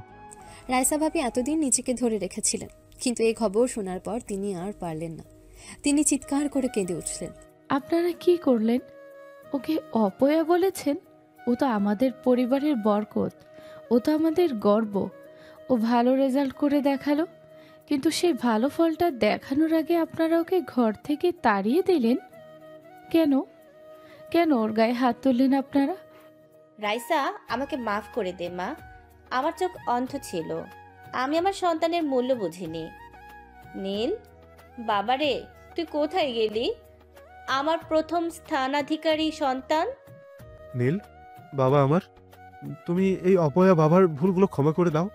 তুমি ফিরে এসো। তোমার মতো সন্তানকে আমরা কেন একটা চোরের অপবাদ দিলাম? আমি ওকে মেরেছি, আমি ওর গায়ে হাত তুলেছি। যার মাথা আজ ফুলের মালা দিয়ে সাজানোর কথা, তার শরীরে আমি লাঠি দিয়ে চুরমার করে দিয়েছি। ও যদি ফিরে না আসে তবে আমি নিজেকে কোনোদিন ক্ষমা করতে পারবো না। সবাই তখন পাগলের মতো কাঁদছিল। তাদের অহংকার, তাদের ভুল ধারণা এবং মিথ্যা অপবাদের কারণে তারা তাদের সবচেয়ে মেধাবী সন্তানকে আজ চিরদিনের জন্য হারিয়ে ফেলেছে। রায়সা ভাবি তখন তার চোখের জল মুছে আবিরের দিকে তাকালেন। এখন কেঁদে লাভ নেই, আমাদের ওকে খুঁজতে হবে। ও চলে যাওয়ার আগে আমাকে বলেছে লেখাপড়াটাই ওর মুক্তি। ও মুক্তি পেয়েছে, কিন্তু আমরা অপরাধী হয়ে এই ঘরে বন্দি হয়ে গেলাম। সে বিশাল আহমেদ বাড়ির ড্রয়িং রুমে তখন শুধু অনুশোচনা আর হাহাকার। তারা তাদের সন্তানকে ফিরিয়ে আনতে চায়, কিন্তু তারা জানে না রাস্তার কোথায় কোন অন্ধকারে পড়ে আছে তাদের সে অবহেলিত কিন্তু মেধাবী সন্তানটি। অনুশোচনা আর হাহাকারে জর্জরিত হয়ে আহমেদ সাহেবের পরিবার তখন দিকবিদিক জ্ঞান শূন্য হয়ে নীলকে খোঁজার জন্য বেরিয়ে পড়ল। আবির তার গাড়িতে, আহমেদ সাহেব নিজে অন্য একটা গাড়িতে শহরের প্রতিটা রাস্তা, হাসপাতাল আর থানার দিকে ছুটলেন। রাইসা ভাবি আর তারা বেগম শুধু কেঁদে চলেছেন আর প্রার্থনা করছেন। তাদের মনে তখন একটাই প্রশ্ন, তাদের ঢাকা বোর্ডের প্রথম স্থানাধিকারী সন্তান কোথায়? কিন্তু নিয়তি তখন নীলকে অন্য পথে নিয়ে যাচ্ছিল। এই মুহূর্তে আমাদের দৃশ্য আবারও পরিবর্তন হয়। 2 দিন পর নীল গভীর ঘুম থেকে জেগে উঠল। 2 দিন পর তার জ্ঞান ফিরল। চোখ খুলে সে নিজেকে হাসপাতালের একটা শীতল কিন্তু বিলাসবহুল ভিআইপি কেবিনে দেখতে পেল। তার হাতে ক্যানোলা লাগানো, যা দিয়ে স্যালাইন দেওয়া হচ্ছে। সে দ্রুত উঠে বসতে গেল। তখনই 2জন নার্স ছুটে এসে উদ্বেগ নিয়ে এগিয়ে এলেন। এ কি, আপনি উঠছেন কেন? আপনাকে উঠতে বারণ করা হয়েছে। আপনি শুয়ে থাকুন। এই মুহূর্তে আপনার উঠা একদমই ঠিক হবে না। নার্সের কথায় নীল বাধ্য হয়ে আবার শুয়ে পড়ল। তার পুরো শরীর তখন সুস্থ লাগছিল, কিন্তু গত রাতের মারের স্মৃতি মনে পড়তেই সে কুঁকড়ে উঠল। কিছুক্ষণের মধ্যে রুমে একজন মধ্যবয়স্ক ভদ্রলোক এবং একজন মহিলা প্রবেশ করলেন। তাদের বয়স এই 40-50-এর মধ্যে হবে। তাদের পোশাক আশাকে আভিজাত্যের ছাপ স্পষ্ট। তাদের দেখে নীল আবার উঠতে গেলে শায়লা চৌধুরী দ্রুত এগিয়ে এসে নীলকে উঠতে বারণ করলেন। না বাবা, তুমি উঠো না, শুয়ে থাকো। কেমন আছো বাবা? এখন অনেকটা ভালো লাগছে তো? জি আলহামদুলিল্লাহ, অনেকটা ভালো লাগছে। কিন্তু আঙ্কেল, আপনাদের তো চিনতে পারলাম না, আপনারা কারা? আমাকে তুমি চিনবে না। আগে বলো, তোমার এই অবস্থা কিভাবে হয়েছিল? তোমাকে যে অবস্থায় রাস্তায় পেলাম। সেটা বলে আর লাভ নেই আঙ্কেল, পুরোনো দিনের কথা ভুলে যাওয়াই ভালো। আচ্ছা, তুমি যেহেতু বলবে না, তাহলে তোমার বাবা মায়ের নাম্বার দাও, আমি তাদের এখানে আসতে বলি। তারা নিশ্চয়ই তোমার জন্য খুব টেনশন করছে। চিন্তা না আঙ্কেল, তারা নিশ্চয়ই আগের থেকে অনেকটা খুশি আছেন। তারা তো একজন অপয়া চাকরের বিদায় চেয়েছিলেন।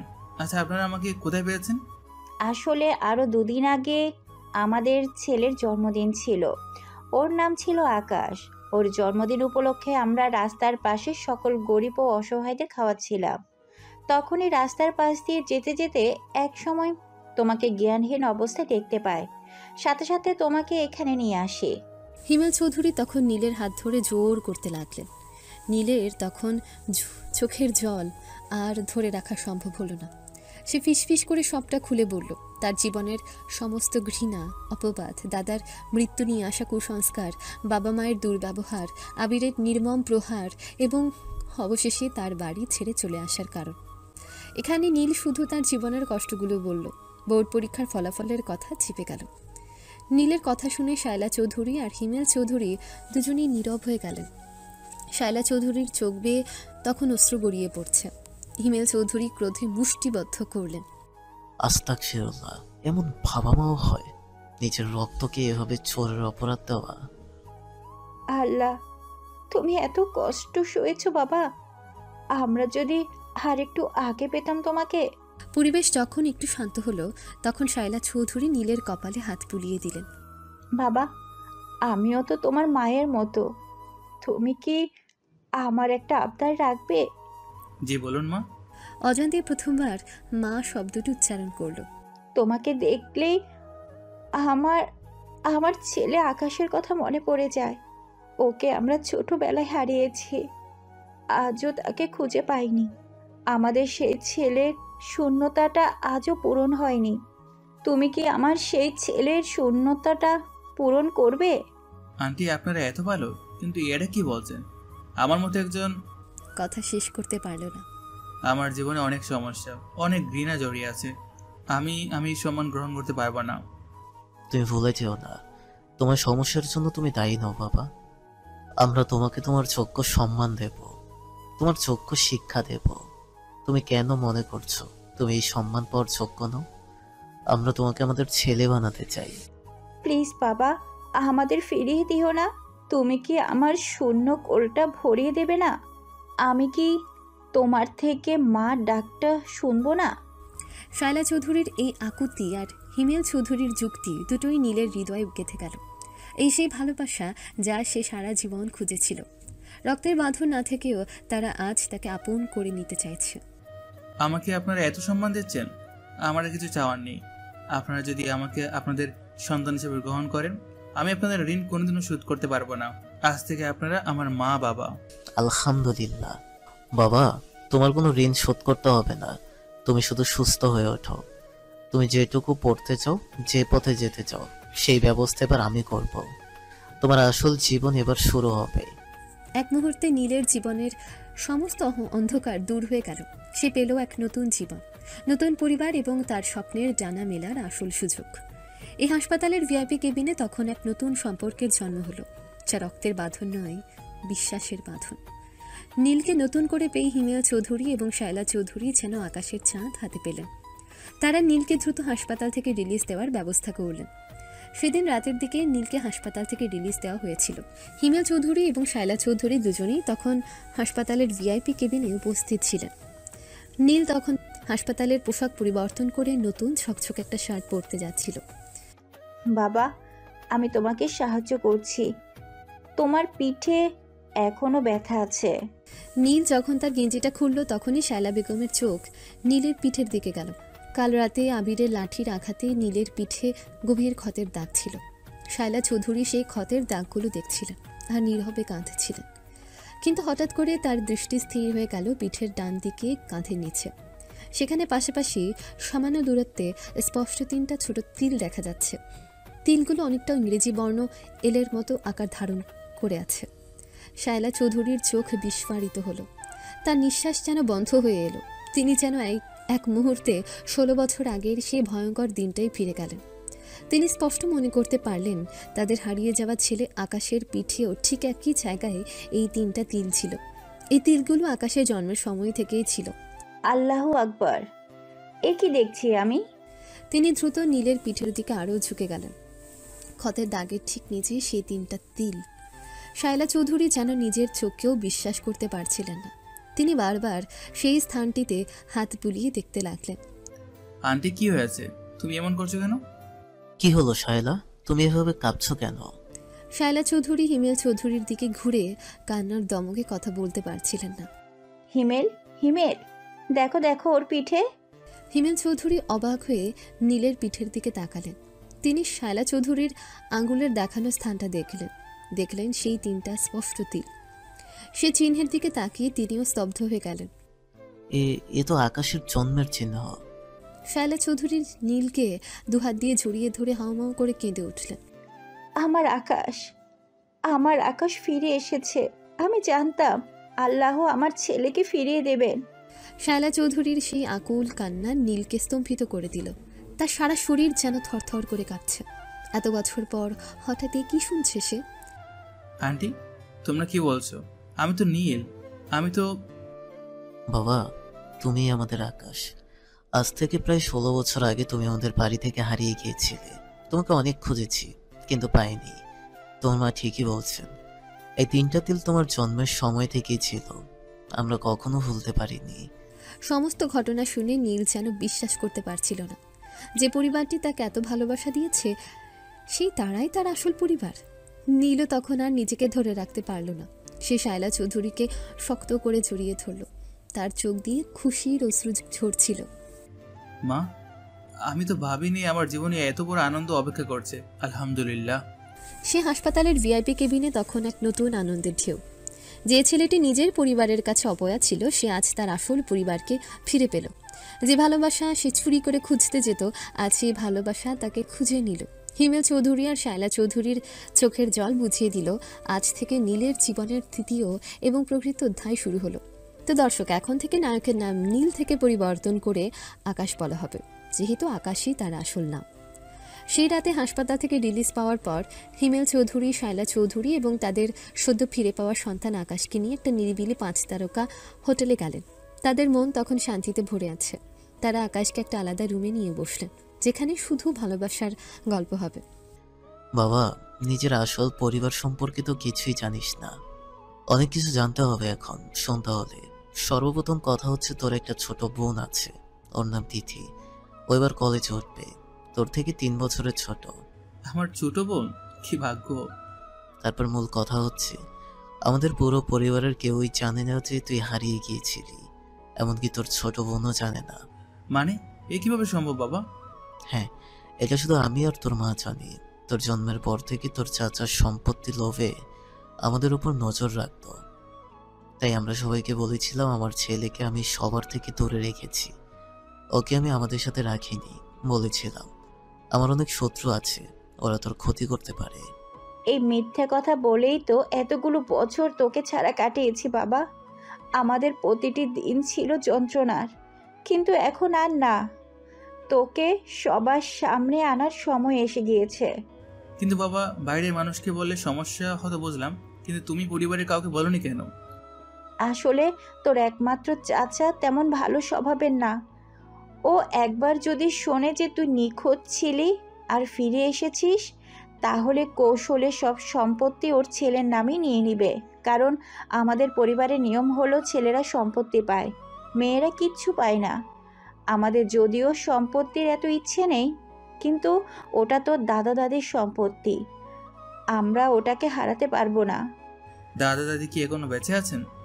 হ্যাঁ, ওনারা বেঁচে আছেন, আর ওনাদের অনেক ইচ্ছা তোকে দেখার জন্য। আমাদের মূল বাড়িও ঢাকাতেই, কিন্তু আমরা এখন আর বাংলাদেশে থাকবো না। আমরা আগামীকাল দুপুরেই কানাডা চলে যাব। কিন্তু কেন এত তাড়াতাড়ি?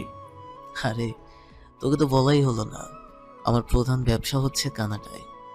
সেখানে আমি, তোর মা এবং তোর বোন তিথি থাকি। বাংলাদেশে তেমন একটা আশা হয় না। তোর জন্মদিন উপলক্ষে আমরা এসেছিলাম। আমরা দেশে এসেছি এটা কিন্তু পরিবারের কেউই জানে না। তোর ছোট বোন তিথিকে বলেছি আমরা ব্যবসায়িক কাজে অন্য দেশে যাচ্ছি, তাই এখনই ফিরতে হবে। আমরা চাই না তোর চাচা বা তোর দাদা দাদি এখনই জানুক। সবটা বুঝলাম বাবা, কিন্তু আমার তো কোনো পাসপোর্ট বা কাগজপত্র কিছুই নেই, তাহলে আমি কিভাবে যাব? আমি লোক লাগিয়ে দিচ্ছি বাবা, তারা জরুরি ভিত্তিতে তোর নতুন জন্ম সনদ থেকে শুরু করে পাসপোর্ট পর্যন্ত সকল কাগজপত্র তৈরি করছে। কাল দুপুরে সব তৈরি হয়ে তোর হাতে চলে আসবে। তুই হিমেল চৌধুরীর ছেলে, তোমার কোনো কাজ আটকে থাকবে না। আকাশ তখন আর কিছু বলল না। সে শুধু গভীর বিশ্বাস আর ভালোবাসার চোখে বাবা মায়ের দিকে তাকিয়ে রইল। রাতে ডিনারের সময় শায়লা চৌধুরী নিজ হাতে আকাশকে খাইয়ে দিলেন। প্রতিটি গ্রাসে ছিল তার 16 বছরের জমা ভালোবাসা। হিমেল চৌধুরী তখন আকাশের পছন্দের খাবারগুলো অর্ডার দিলেন এবং কিছুক্ষণ পরপর আকাশের পিঠের আঘাতের জায়গাটা স্পর্শ করে দেখছিলেন। খাওয়ার পর রাতে হোটেলে নরম বিছানায় শুয়ে আকাশ ছাদের দিকে তাকিয়ে রইল। জীবনটা যেন একটা চরকির মতো করে ঘুরে গেল। যেখানে আমি কাল রাতে রাস্তায় অজ্ঞান হয়ে পড়েছিলাম, সেখানে আজ আমার আসল বাবা মায়ের ভালোবাসা আর পৃথিবীর সবচেয়ে আরামদায়ক বিছানা পেয়েছি। কাল আমি কানাডায়, আমার আসল জীবন, আমার স্বপ্ন এবার শুরু হবে। সে রাতে ঢাকা শহরে অনেক পরিবারই ঘুমিয়েছিল।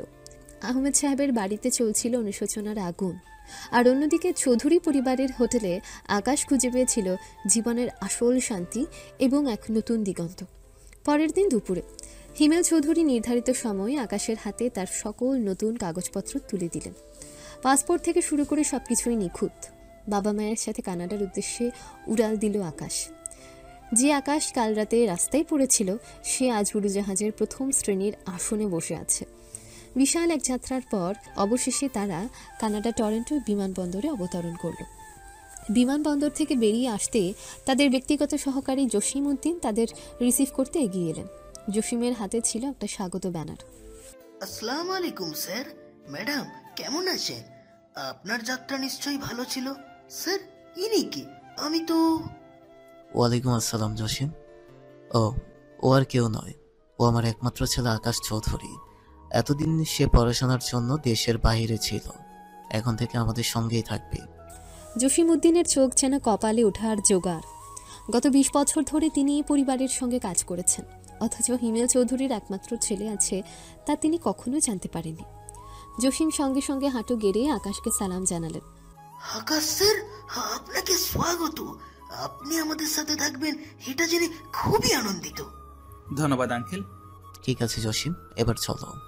গাড়িতে ওঠার পর হিমেল চৌধুরী আকাশকে সামনে নিয়ে বসলেন। শোন আকাশ, এখন সবচেয়ে গুরুত্বপূর্ণ কথা। আসলে আর মাত্র 3 দিন পরে তোর ছোট বোন তিথির জন্মদিন। আমি চাই ঠিক সেদিন, তার জন্মদিনের দিন, তোকে বাড়িতে নিয়ে যাব। আর সেটাই হবে তিথির এবারের জন্মদিনের গিফট, যেটা হবে ওর জীবনের সবচেয়ে বড় গিফট। কিন্তু তাহলে ও এখন থাকবে কোথায়? তুমি তো জানো তিথি বাড়িতে থাকলে ওকে আলাদা কোথাও রাখা অসম্ভব। আমাদের তো শহরের বাইরে একটা ফার্ম হাউস আছে, ওখানে থাকতে পারবে, নিরিবিলি, নিরাপদ। না না, আমি আর একটা দিনও আমার ছেলেকে ছাড়া থাকতে পারবো না। এমনিতে এতগুলো বছর ওকে ছাড়া থেকেছি। বাবা, তুমি হিমেলকে ফার্ম হাউসে পৌঁছে দিতে বলো। আমি ওকে আজকে সকল শপিং করে দিব। মাত্র 3টা দিন। একটা দিন তো চলেই যাচ্ছে আজকে, আর মাত্র 2টো দিন। শায়লা চৌধুরী ভালোবাসায় আকাশের কপাল একটা চুমু দিয়ে হোটেল থেকে তার ছোটখাটো লাগেজ নিয়ে দ্রুত বাড়ির দিকে চলে গেলেন। চল বাবা, তোর মা এমনই, আবেগের কাছে কোনো যুক্তি কাটে না। এবার আমরা চল শপিং করি, তোর জন্য পৃথিবীর সেরা জিনিসগুলো নিয়ে নেব। তারা প্রথমে একটা বিশাল শপিং মলে গেলেন। হিমেল চৌধুরী আকাশকে না করতে দিলেন না। আকাশকে জোর করে সর্বশেষ মডেলের ল্যাপটপ, আইপ্যাড, দামি ব্র্যান্ডের মোবাইল ফোন কিনে দিলেন। এরপর বিভিন্ন দামি দামি ব্র্যান্ডের দোকান থেকে তার জন্য নতুন ডিজাইনের জামাকাপড়, জুতো এবং অ্যাক্সেসরিজ নেওয়া হলো। আকাশ বারবার বারণ করছিল, কিন্তু হিমেল চৌধুরী শুনলেন না। তিনি শুধু বলছিলেন, আমার ছেলের জন্য সব সেরাটা চাই।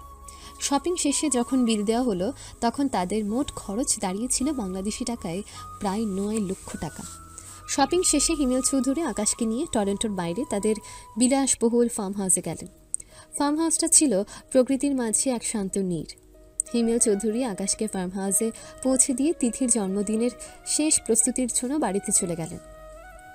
ফার্ম হাউসে আকাশের দেখভালের জন্য আগে থেকেই 6 জন কাজের লোক নিয়োজিত ছিল। শায়লা চৌধুরী গোপনে তাদের নির্দেশনা দিয়ে রেখেছিলেন। আকাশ তখনই বিশ্বাস করতে পারছিল না তার জীবন এতটা পাল্টে যেতে পারে। সে তার বাবা মায়ের ভালোবাসায় মুগ্ধ হয়ে ফার্ম হাউসের নরম বিছানায় শুয়ে রইল। এভাবেই 2টো দিন কেটে গেল। আকাশ নিজেকে নতুন জীবনের জন্য প্রস্তুত করছিল, আর তার পরিবার তিথির জন্মদিনের সেই মহালগ্নের জন্য অধীর আগ্রহে অপেক্ষা করছিল, যখন আকাশ আনুষ্ঠানিকভাবে তাদের জীবনে ফিরে আসবে। অবশেষে সেই প্রতীক্ষার দিনটা চলেই এলো। আজ হিমেল চৌধুরী আর শায়লা চৌধুরীর একমাত্র কন্যা তিথির জন্মদিন। কানাডা টরন্টো শহরের উপকণ্ঠে অবস্থিত চৌধুরী পরিবারের বিলাসবহুল বাড়িতে সকাল থেকে উৎসবের আমেজ। সকাল থেকে তিথি অসম্ভব খুশি। তার মা শায়লা চৌধুরী বারবার বলে রেখেছেন, আজ তুই তোর জীবনের সবচেয়ে বড় গিফটটা পাবি। তিথি তখন থেকে কৌতূহলে বিভোর হয়ে আছে। কি এমন উপহার যা তার কাছে থাকা সব উপহারের চেয়েও দামি হতে পারে? দিনের আলো নিভে সন্ধ্যা নামল।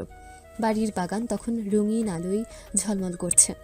দেশ বিদেশের বহু অতিথি সেখানে উপস্থিত। সবাই অপেক্ষা করছে তিথির কেক কাটার মহালগ্নটির জন্য। শায়লা চৌধুরী আর হিমেল চৌধুরী দুজনে স্টেজ সংলগ্ন স্থানে তিথির পাশে দাঁড়িয়ে। তাদের চোখে চাপা উত্তেজনা। তাদের জীবনের সবচেয়ে বড় সত্য আজ উন্মোচিত হতে চলেছে। সন্ধ্যা ঠিক 7টা। তিথি যখন কেকের সামনে দাঁড়িয়ে মোমবাতি নেভানোর জন্য প্রস্তুত হচ্ছিল, তখনই বাড়ির মেইন গেটের দিক থেকে আগমন ঘটল এক অভূতপূর্ব দৃশ্যের। গেট পেরিয়ে ধীরে ধীরে 3টা কালো বিলাসবহুল গাড়ি প্রবেশ করে অনুষ্ঠান স্থলের কাছাকাছি এসে থামল। গাড়ির দিকে তাকিয়ে অতিথিরাও কিছুটা অবাক। কিন্তু তখনই প্রথম গাড়িটির পেছনের দরজা খুলে বেরিয়ে এলো এক সুদর্শন যুবক। সেই যুবকটাই আমাদের আকাশ। তার ড্রেস আপ ছিল নিখুঁত। সে পরেছিল ডিপ ব্লু রঙের একটা ইতালিয়া কাটের স্যুট, ভেতরে ছিল ধবধবে সাদা শার্ট, ডান হাতে একটা দামি ব্রেসলেট এবং পায়ে চকচকে কালো চামড়ার জুতো। তার চুলগুলো স্টাইলিশভাবে ব্যাক ব্রাশ করা, আর মুখে ছিল এক আত্মবিশ্বাসী হাসি। তার চলাফেরায় ছিল আভিজাত্য এবং শিক্ষা। 1 সপ্তাহ আগেও যে ছেলেটি ময়লা জামা আর ছেঁড়া গেঞ্জি পরে অপমানিত হতো, সে আজ যেন সম্পূর্ণ নতুন রূপে আবির্ভূত। আকাশ ধীরে ধীরে গাড়ির পাশ থেকে স্টেজের দিকে এগিয়ে যেতে শুরু করলো। তার আগমন যেন মুহূর্তে অনুষ্ঠানের কেন্দ্রে পরিণত হলো।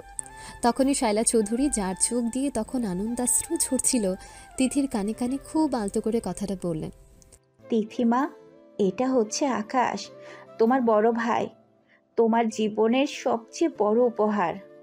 মায়ের কথাটা শোনা মাত্রই তিথির চোখ দুটো বড় বড় হয়ে গেল। তার কৌতূহল এক মুহূর্তে রূপান্তরিত হলো তীব্র আবেগে। এতদিন সে ভাবত তার কোনো ভাই নেই। তিথি আর এক মুহূর্ত সেখানে দাঁড়িয়ে না থেকে, কোনো দিকে না তাকিয়ে দৌড়ে গিয়ে আকাশকে শক্ত করে জড়িয়ে ধরল। তিথি আকাশকে জড়িয়ে ধরে, ভাইয়া ভাইয়া। তিথি তখন হামাও করে কেঁদে দিল। এত বছর ধরে তার মনে যে ভাইয়ের অভাব ছিল, তা আজ পূরণ হলো। আকাশও তখন চোখ বন্ধ করে তিথিকে বুকে চেপে ধরল। সেই ভালোবাসা তার জীবনের সমস্ত কষ্ট ধুয়ে মুছে দিল। আকাশের চোখ দিয়েও তখন টপটপ করে পানি গড়িয়ে পড়ছিল। ছোট্ট বোন আমার, তুই আমাকে এত ভালোবাসিস?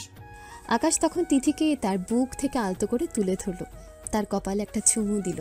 তুমি সত্যিই আমার ভাইয়া? কোথায় ছিলে এতদিন? মা বলছিল তুমি বাহিরে পড়াশোনা করতে গেছো, কিন্তু তুমি তো কখনো আসোনি। হ্যাঁ বোন, আমি তোর ভাইয়া। আমি আসলে অনেক দূরে ছিলাম, এখন আর যাব না। এখন থেকে তোর পাশেই থাকবো, প্রতিটা জন্মদিনে, প্রতিটা উৎসবে। আকাশের বাবা মাইক্রোফোনে হাতে নেয়, তার চোখে জল। আজকের রাতটা আমাদের পরিবারের জন্য এক ঐতিহাসিক রাত। থেকে ওর মা বলেছিল আজ সে জীবনের সবচেয়ে বড় উপহার পাবে। আমার ছেলে আকাশকে আজ আমরা আনুষ্ঠানিকভাবে আপনাদের সবার সামনে নিয়ে এলাম। যে সন্তানকে আমরা হারিয়েছিলাম সে আজ ফিরে এসেছে। সবাই আমার ছেলে আকাশকে স্বাগত জানান। করতালির শব্দে অনুষ্ঠান প্রাঙ্গণ মুখরিত হয়ে উঠল। সবাই আকাশকে স্বাগত জানালো। তিথি তার ভাইকে পাশে নিয়ে কেক কাটল। আনন্দ আর ভালোবাসার মাঝে সেই রাতের জন্মদিনের অনুষ্ঠান শেষ হলো। তিথি তার ভাই আকাশকে এক মুহূর্তের জন্য ছাড়তে চাইছিল না। সে রাতে আকাশ শুধু তার নতুন পরিবার নয়, তার নতুন জীবনটাও ফিরে পেল। তিথির জন্মদিনের জমকালো অনুষ্ঠান শেষ হলো গভীর রাতে। অতিথিরা সবাই বিদায় নেওয়ার পর চৌধুরী পরিবারের 4 জন সদস্য ড্রয়িং রুমে এসে বসলেন। হিমেল চৌধুরী, শায়লা চৌধুরী, তিথি এবং তাদের দীর্ঘদিনের হারানো সম্পদ আকাশ। ঘরে তখন এক শান্ত স্নিগ্ধ পরিবেশ। তিথি তখনও আকাশকে এক মুহূর্তের জন্য কাজ ছাড়া করছে না। সে আকাশের হাত শক্ত করে ধরে সোফায় বসেছিল। ভাইয়া তুমি এত ভালো। মা সারাদিন বলছিল আমি সবচেয়ে ভালো গিফটটা পাবো, কিন্তু আমি ভাবিনি তুমি হবে সেই গিফট। আচ্ছা ভাইয়া, তুমি কি সত্যি সত্যি আর চলে যাবে না? না রে পাগল, আর কোথাও যাব না। তোর পাশে, মা বাবার পাশে, এখন থেকে এখানেই আমার ঠিকানা। শায়লা চৌধুরী 2 ভাই বোনকে একসাথে দেখে চোখের জল মুছলেন। আল্লাহ, আমার সব স্বপ্ন পূরণ হলো আজ। বাবা, তোমার পিঠে ব্যথা কি এখনো কম মনে হচ্ছে? আজ রাতে শান্তিতে ঘুমাও। না মা, এখন আর কোনো ব্যথা নেই। তোমাদের ভালোবাসা পেয়েছি, এর চেয়ে বড় ঔষধ আর কি হতে পারে? তুই এমন কথা বলিস না বাবা। শোন, তোর রেজাল্ট নিয়ে তো কোনো কথাই হয়নি। তুই এইচএসসিতে ঢাকা বোর্ডে প্রথম হয়েছিস। এ আমাদের জন্য কতটা গর্বের তা তুই ভাবতেও পারছিস না। বাবা, এটা তো পুরনো কথা। তোর রেজাল্টের কাগজপত্র আমি লোক দিয়ে আনিয়ে নিয়েছি। এখন আমরা তোর ভর্তির ব্যবস্থা করব। তুই কোথায় পড়তে চাস? তোর পছন্দের সেরা ইউনিভার্সিটি কোনটা? বাবা, আমি আসলে ব্যবসা নিয়ে পড়াশোনা করতে চাই। আপনার ব্যবসা আমি কাছ থেকে দেখতে চাই এবং শিখতে চাই। আমি আপনাকে সাহায্য করতে চাই। আর যদি সুযোগ হয়, আমি ইউনিভার্সিটি অফ আলবার্টা থেকে পড়তে চাই। সাবাস, আমি এটাই চেয়েছিলাম। তোর মতো একজন মেধাবী ছেলে আমার ব্যবসাকে এগিয়ে নিয়ে যাবে। ইউনিভার্সিটি অফ আলবার্ট খুব ভালো পছন্দ। আমি কালই তোর ভর্তির ব্যবস্থা করছি। শায়লা চৌধুরী তখন কফি আর কিছু মিষ্টি নিয়ে এলেন। তিনি নিজ হাতে আকাশকে কফি এগিয়ে দিলেন। বাবা, এটা ধর, আর এই দেখ। তিনি আকাশের হাতে একটা চাবির রিং ধরিয়ে দিলেন, তাতে একটা দামি গাড়ির চাবি ঝুলছে। এটা তোর প্রথম উপহার, একটা গাড়ি। এখন থেকে তুই আর কোনো কাজে কষ্ট করবি না। মা, এত দামি গাড়ি, এর কোনো দরকার ছিল না। দরকার ছিল বাবা, তো সম্মানটা বজায় রাখার দরকার ছিল। আজ থেকে তুই হিমেল চৌধুরীর ছেলে। এখন থেকে তুই শুধু আকাশ। এবার ভাইয়া তুমি আমাকে রোজ সকালে কলেজে নামিয়ে দেবে। অবশ্যই নামিয়ে দেব। ভালোবাসা, বিশ্বাস আর নতুন স্বপ্নের আলোয় ভরে উঠেছিল সেই রাত। এত বছরের অপমান আর কষ্ট যেন এক লহমায় মুছে গেল। আকাশ জানত এই নতুন জীবনে তার পুরনো জীবনকে ছাড়িয়ে যাবে বহু দূরে। এই ভালোবাসা তার জীবনের শ্রেষ্ঠ উপহার। এই মুহূর্তের জন্যই যেন সে এত বছর বেঁচেছিল। এরপর থেকে শুরু হলো আকাশের নতুন, কঠোর এবং সফল জীবন। সে ভর্তি হলো ইউনিভার্সিটি অফ আলবার্ট্রাতে। পাশাপাশি বাবার বিশাল ব্যবসায়িক সাম্রাজ্যের খুঁটিনাটি দেখতে শুরু করলো। আকাশ তার জন্মগত মেধা আর প্রবল পরিশ্রম দিয়ে দ্রুতই ব্যবসায়িক জগতে নিজেকে প্রতিষ্ঠিত করে তুলল। প্রতিটি দিন কাটতে লাগলো সকালে ক্লাস, বিকেলে বাবার অফিসে ব্যবসায়িক পরিকল্পনায় তৈরি, সন্ধ্যায় তিথির সাথে সময় কাটানো এবং রাতে পড়াশোনা। আকাশ পরিবার, পড়াশোনা আর কাজ, এই তিনের মাঝে এক নিখুঁত ভারসাম্য তৈরি করে নিল। দেখতে দেখতে 2 বছর কেটে গেল। এই 2 বছরে আকাশ শুধু অনার্স 3য় বর্ষই শেষ করেনি, তার দূরদর্শিতা আর কঠোর পরিশ্রমে তাদের কোম্পানিকে নতুন উচ্চতায় নিয়ে গিয়েছে। পারিবারিক ভালোবাসা আর ব্যবসায়িক সাফল্যের শীর্ষে পৌঁছেছে সে। এখন তিথির কলেজ শেষ হয়েছে আর আকাশের অনার্স 3য় বর্ষের চূড়ান্ত পরীক্ষা শেষ। দুজনেই এখন লম্বা ছুটিতে আছে। সেদিন রাতেই ডিনারের সময় চৌধুরী পরিবারের 4 জন এক টেবিলে বসেছিলেন। বাবা, মা, ভাইয়া, সবাই চলো না, বাহিরে কোথাও থেকে ঘুরে আসি। এখন ছুটিতে আছি, ঘরে বসে একদম সময় কাটছে না। কথাটা ঠিক মা, কিন্তু আমি আর তোর মা তো কয়েকদিন আগেই বাংলাদেশ থেকে ঘুরে আসছি, তাই এখন আর আমাদের কোথাও যাওয়ার মুড নেই। ঠিক। আমার মনে হয় তোদের ভাই বোনের গিয়ে ঘুরে আসা উচিত। তোমরা দুজন যাও।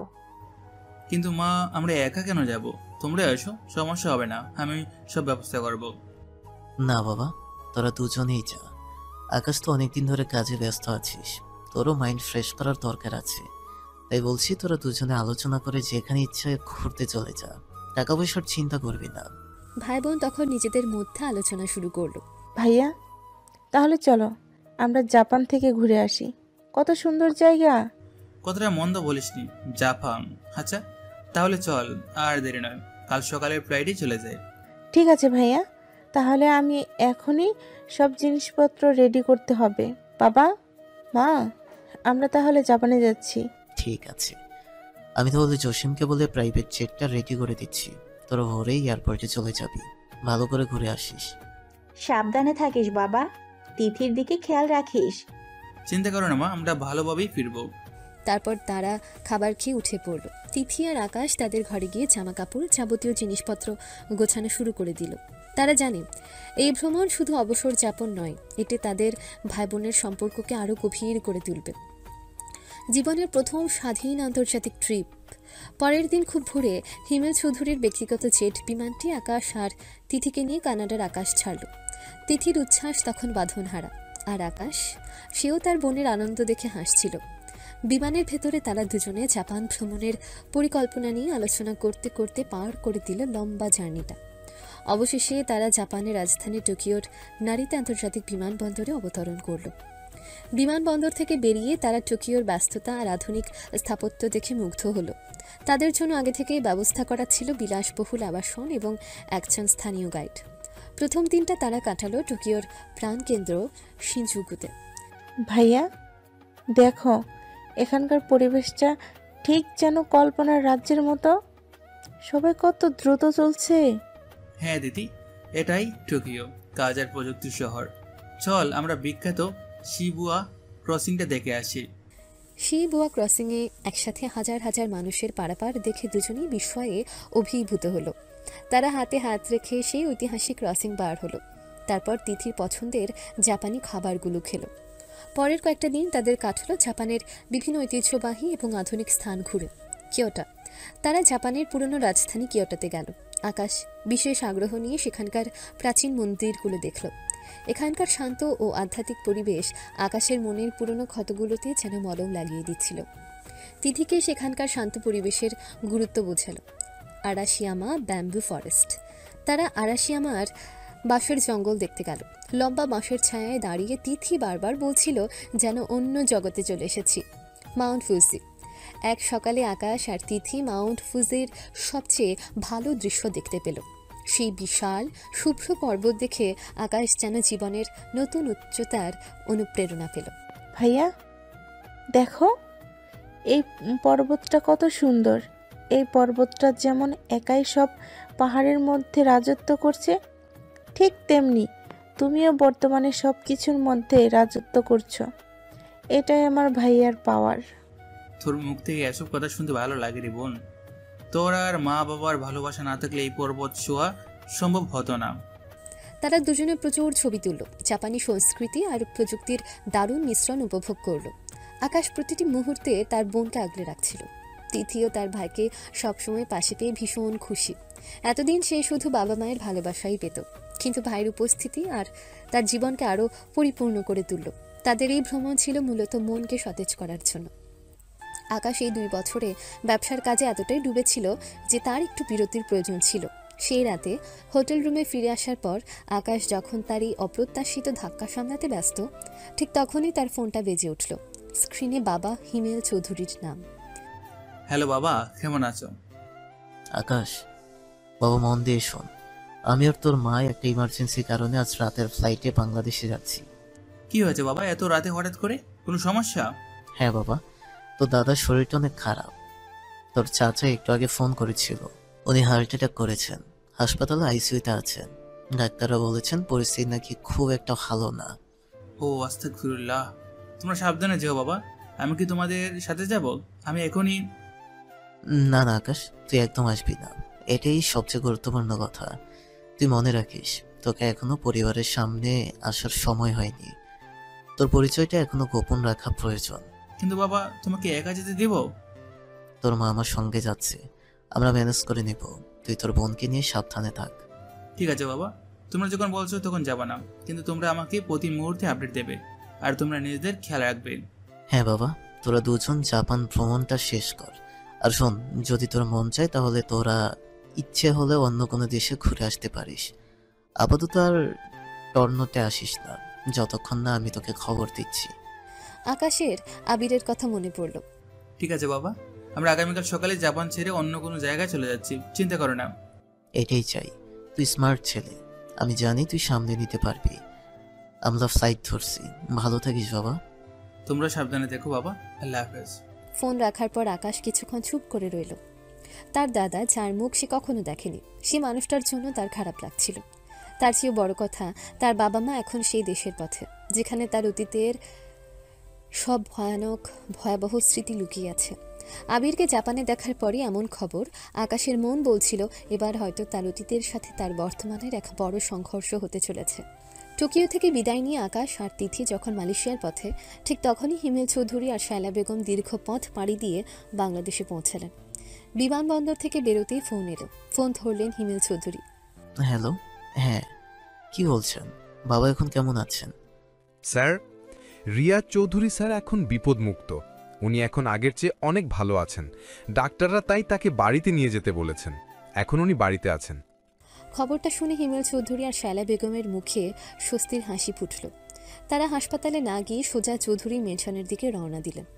বিশাল বাড়িতে ঢুকতে ছোট চাচা ও পরিবারের অন্যান্য সদস্যরা তাদের অভ্যর্থনা জানালেন। কুশল বিনিময়ের পর হিমেল চৌধুরী জানতে পারলেন তার অসুস্থ বাবা রিয়া চৌধুরী এখন দোতলার লাইব্রেরি রুমে বিশ্রাম নিচ্ছেন। তারা দুজন যখন সাবধানে লাইব্রেরি রুমে প্রবেশ করলেন, রিয়া চৌধুরী তখন চোখ বন্ধ করে ইজি চেয়ারে বসেছিলেন। পাশে বসেছিলেন জোবেদা চৌধুরী, অর্থাৎ আকাশ আর তিথির দাদি। বাবা কেমন আছেন? আমরা এসে গেছি। রিয়াজ চৌধুরী চোখ খুললেন। তার দৃষ্টিতে দুর্বলতা থাকলেও কথাই ছিল দৃঢ়তা। রিয়াজ চৌধুরী হিমেল চৌধুরীকে দেখে বলে, এসেছিস? ভালো করেছিস। আমি জানতাম আমার কিচ্ছু হয়নি। এক মুহূর্ত চুপ থেকে বলে, কিন্তু তুই আজও একা এসেছিস। আমার কি আমার দাদু ভাইকে দেখার কোনো অধিকার নেই? হিমেল চৌধুরী চুপচাপ দাঁড়িয়ে রইলেন। এত বছর পর বাবারই আবেগাপ্লুত প্রশ্নে কি বলবেন তিনি বুঝতে পারছিলেন না। কি ব্যাপার, চুপ করে আছিস কেন? জবাব দে। তখনই পাশ থেকে জোবেদা চৌধুরী কথা বললেন। ও কি আর বলবে? তোমার ছেলেদের মধ্যে ঝামেলার কারণেই তো এসব হচ্ছে। তুমি তো জানো হিমেল কেন এত বছর ধরে অভিমানে দূরে ছিল। দাদির কথা শেষ না হতেই ছোট চাচা, যিনি এতক্ষণ দরজার কাছ থেকে সব কিছু শুনছিলেন, তিনি দ্রুত ঘরে ঢুকলেন এবং হিমেল চৌধুরীর সামনে গিয়ে হাঁটু গেড়ে বসলেন। ভাইয়া প্লিজ আমাকে ক্ষমা করে দে। আমি আমার ভুলটা বুঝতে পেরেছি। আমি মানছি এতদিন আমি অনেক ভুল করেছি, যা করা আমার উচিত হয়নি। কিন্তু আমি কথা দিচ্ছি ভবিষ্যতে আর এমন কিছু হবে না। প্লিজ ভাইয়া, তুই আমার ভাতিজাকে দেশে নিয়ে আয়। আমাদের সকলেরই ইচ্ছা ওকে একবার চোখে দেখার। হিমেল চৌধুরী তার ছোট ভাইয়ের দিকে তাকালেন। চোখে পুরনো অভিমান থাকলেও এখন সেখানে মিশে আছে এক নতুন আশা। কিন্তু দেশে তো আমার অনেক শত্রু আছে। আকাশের সুরক্ষার একটা প্রশ্ন আছে। বডিগার্ডকে ঘাস খেতে রেখেছি? তোরা বিদেশ থেকে আসছিস, তোদের সুরক্ষার কথা তো আমিই দেখব। না বাবা, ওর বডিগার্ড প্রয়োজন হয় আমাদের থেকেও বেশি। বুঝতে পারছো না, সে এখন কানাডার টপ বিজনেসম্যান। তার কাজ শুধু ব্যবসা নয়, তার সাথে সুরক্ষাটাও প্রয়োজন। আচ্ছা, আমি আকাশের বডিগার্ডদের ইমার্জেন্সি বাংলাদেশে আসতে বলছি। হিমেল চৌধুরীর কথা শুনে পুরো ঘর যেন স্তব্ধ হয়ে গেল। কানাডার টপ বিজনেসম্যান? হ্যাঁ হিমেল বাবা, নিয়ে আয়। আমি দেখতে চাই আমার সেই দাদু ভাইকে, যে কিনা মাত্র 2 বছরের মধ্যে কোম্পানিকে কানাডার টপ কোম্পানিতে পরিণত করেছে। সে এলে আমার সব কষ্ট দূর হয়ে যাবে। ওদের ভাই বোন দুজনকে একসাথে আসতে বল। দিদি ভাইকেও দেখি না অনেক দিন হলো। হ্যাঁ বাবা, ওরা দুজন একসাথেই আছে, কিন্তু এমনিতেই অনেক জার্নি করছে। আজকে আরেক দেশে যাওয়ার কথা ছিল। এখন আবার জার্নি করলে যদি অসুস্থ হয়ে পড়ে? তুমি আকাশকে কল করো, জিজ্ঞেস করো তারা দুজন সুস্থ আছে কিনা। যদি সুস্থ থাকে তাহলে চলে আসতে বলো। ওরা কি কোথাও ঘুরতে গিয়েছে নাকি? হ্যাঁ বাবা, ভাই বোন দুজনে একসাথে ছুটি পড়েছে, তাই একেবারে ওয়ার্ল্ড ট্যুর দিচ্ছে। হিমেল চৌধুরী তখন পকেট থেকে মোবাইলটা বের করে আকাশকে কল করলেন। হ্যালো। হ্যাঁ বাবা, কেমন আছো তোমরা? দাদা কেমন আছেন? হ্যাঁ, আমরা ভালোই আছি, তোর দাদাও ভালো আছেন। আচ্ছা এখন শোন, তোরা এখন কোন দেশে আছিস আর শরীর স্বাস্থ্য কেমন? হ্যাঁ বাবা, আলহামদুলিল্লাহ আমরা সুস্থ আছি। আর আমরা তো আজকে সকালেই মালয়েশিয়ায় চলে এসেছি। তাহলে তোরা আজকে বাংলাদেশে চলে আয়, আসলে তোর দাদা তোদের দেখতে চেয়েছেন। ঠিক আছে বাবা, সমস্যা নেই, তিথির সাথে কথা বলে দিচ্ছি। বাবা আসছি আমরা। আর শোন, বাংলাদেশে আমাদের শত্রু বেশি, তাই তোর বডিগার্ডরা আজকেই আসছে, তারা তোকে এয়ারপোর্ট থেকে পিক করবে। ঠিক আছে বাবা, সমস্যা নেই। হিমেল সাহেব কল কেটে দিলেন। ঘরের এক কোণে ছোট চাচার মেয়ে এতক্ষণ কান পেতে সব কথা শুনছিল। সে দেখছিল যে ভাইকে নিয়ে তার বাবা এতদিন ঝগড়া করত, সে ভাইয়া আজ এত বড় বিজনেসম্যান। তার চোখে মুখে ছিল মিশ্র অভিব্যক্তি, বিস্ময়, ঈর্ষা আর কৌতূহল। মালয়েশিয়া থেকে ফ্লাইট ধরার জন্য প্রস্তুত হলো আকাশ আর তিথি। হিমেল চৌধুরীর নির্দেশ ছিল তাড়াতাড়ি বাংলাদেশে পৌঁছানো। আকাশের বডিগার্ডরা প্রস্তুত হচ্ছিল কানাডা থেকে বাংলাদেশে আসার জন্য। আকাশ আর তিথি যেন এক রাজকীয় মিশনে রওনা হলো। দীর্ঘ জার্নি শেষে আকাশ আর তিথি ঢাকার হজরত শাহজালাল আন্তর্জাতিক বিমানবন্দরে অবতরণ করল। বিমানবন্দর থেকে বেরোতেই এক অভূতপূর্ব দৃশ্য। তাদের জন্য আগেই ব্যবস্থা করা হয়েছিল 16 জন সুঠাম দেহের বডিগার্ড। বডিগার্ডদের পরনে ছিল কালো স্যুট, কানে ওয়্যারলেস ইয়ারফোন এবং হাতে ছিল নিরাপত্তা সরঞ্জাম। তারা দুটো গ্রুপে বিভক্ত হয়ে আকাশ আর তিথির চারপাশে নিরাপত্তা বলয় তৈরি করল। একদল আকাশকে এবং অন্য দল তিথিকে ঘিরে নিল। বিমানবন্দর থেকে বেরিয়ে তাদের গন্তব্য চৌধুরী মেনশন। বডিগার্ডরা আকাশ আর তিথিকে তাদের জন্য প্রস্তুত রাখা বুলেট প্রুফ কালো SUV গাড়িতে তুলে দিল। সামনে ও পেছনে আরও কয়েকটা গাড়ি ছিল নিরাপত্তা নিশ্চিত করার জন্য। 16 জন বডিগার্ডের নিরাপত্তা বেষ্টনীতে হিমেল চৌধুরীর একমাত্র ছেলে আকাশ চৌধুরীর বাংলাদেশে ফেরাটা যেন কোনো হলিউড সিনেমার দৃশ্য। চৌধুরী মেনশনের মেইন গেটে তখন ছিল থমথমে পরিবেশ। রিয়া চৌধুরী, জোবেদা চৌধুরী, ছোট চাচা এবং পরিবারের অন্যান্য সদস্যরা ড্রয়িং রুমে অপেক্ষা করছিলেন। সবার মুখে চাপা উত্তেজনা, ছোট চাচার চোখে ছিল কৌতূহল। কানাডার টপ বিজনেসম্যান ভাতিজা কেমন দেখতে। ঠিক তখনই প্রধান ফটক দিয়ে 16 জন বডিগার্ড পরিবেষ্টিত গাড়ি বহর প্রবেশ করল। রাজকীয় সেই আগমন। 16 জন বডিগার্ডের দল প্রথমে গাড়ি থেকে নেমে দ্রুত চারপাশে পাহারা নেওয়া শুরু করল, যেন কোনো VIP রাষ্ট্রীয় প্রধানের আগমন। পুরো বাড়ি এক মুহূর্তে নিরাপত্তার চাদরে ঢেকে গেল। তারপর SUV গাড়ির দরজা খুলে বেরিয়ে এলো আকাশ। তার পরনে ছিল কফি রঙের একটা এক্সক্লুসিভ স্যুট, যা তার পেশিবহুল শরীরকে আরও আকর্ষণীয় করে তুলেছে। তার চোখে ছিল দামি সানগ্লাস আর হাতে ছিল স্টেটাসের প্রতীক একটা দামি ঘড়ি। তার চুলের স্টাইল, আত্মবিশ্বাসী হাঁটা সবকিছুই প্রমাণ করছিল সে আর সে অবয়া চাকর ছিল না। সে এখন হিমেল চৌধুরীর সফল উত্তরসূরি আকাশ চৌধুরী। আকাশের পেছন পেছন নামলো তার ছোট বোন তিথি। সেও ছিল স্টাইলিশ পোশাকে, কিন্তু তার দৃষ্টি ছিল ভাইয়ের উপর নিবদ্ধ। বাড়ির ভেতরে তখন পিন পতন নীরবতা। ছোট চাচা, তার স্ত্রী এবং মেয়ে সবার চোখ ছিল আকাশের দিকে।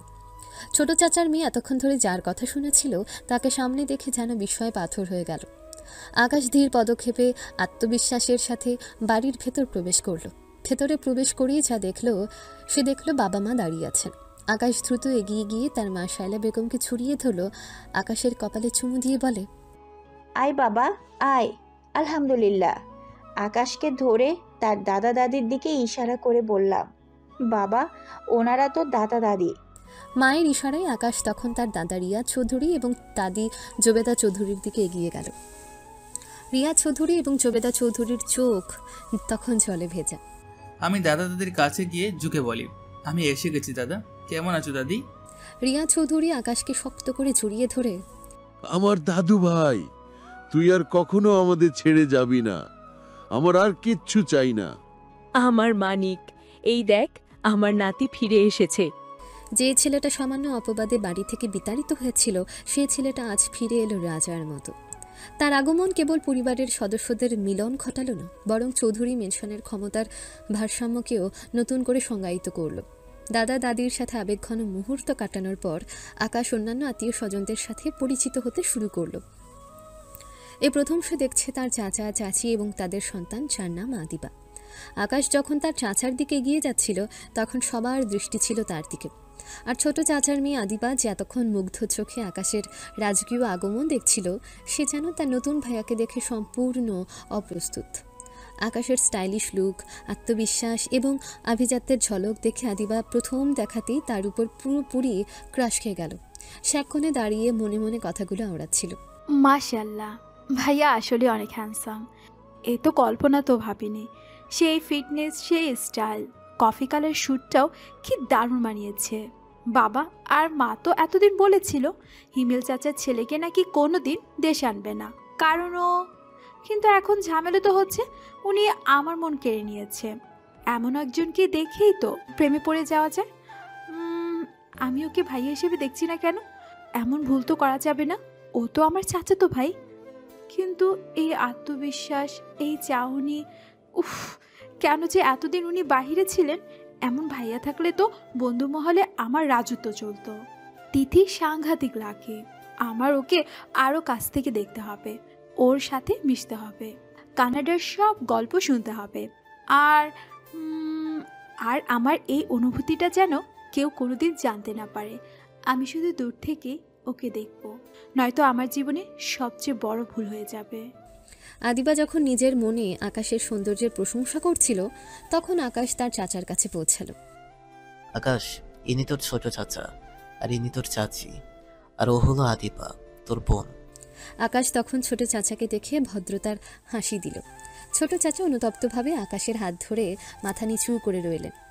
বাবা আকাশ, এত বছর পর তোকে দেখে আজ খুব শান্তি পেলাম। তোর জন্য আমার বাবার চোখে কত জল দেখেছি। ঠিক আছে চাচা, আপনি সুস্থ আছেন, এটাই বড় কথা।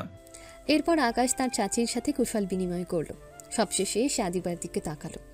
আকাশের দিকে তাকিয়ে আদিবা প্রায় অপ্রস্তুত হয়ে গেল। তার হাত পা কাঁপতে শুরু করলো। হ্যাঁ আদিবা, কেমন আছো? দিদির কাছে তোমার কথা শুনেছি। জি ভাইয়া, আমি ভালো আছি। আপনাকে দেখে খুব ভালো লাগলো। আদিবার লজ্জা দেখে আকাশ কিছু বুঝতে না পেরে তিথির দিকে তাকালো। তিথি আকাশের কানে ফিসফিস করে বলল, কি হলো ওর? খুব নার্ভাস লাগছে। মনে হয় অনেকক্ষণ দাঁড়িয়ে আছে, ক্লান্ত। পরিবারে শুরু হলো এক নতুন পর্ব। আকাশের রাজকীয় প্রত্যাবর্তন পুরনো সম্পর্কগুলোর মাঝে নতুন সমীকরণ তৈরি করলো। এদিকে দাদা দাদির নিঃশর্ত ভালোবাসা, বাবা মায়ের গর্ব, আর অন্যদিকে ছোট চাচার অনুতাপ এবং আদিবার মুগ্ধতা, সব কিছু মিলিয়ে চৌধুরী মেনশন এখন এক ভিন্ন পরিবেশের সাক্ষী। চৌধুরী মেনশনে আকাশ এবং তিথির আগমন এক নতুন উদ্দীপনা নিয়ে এলো।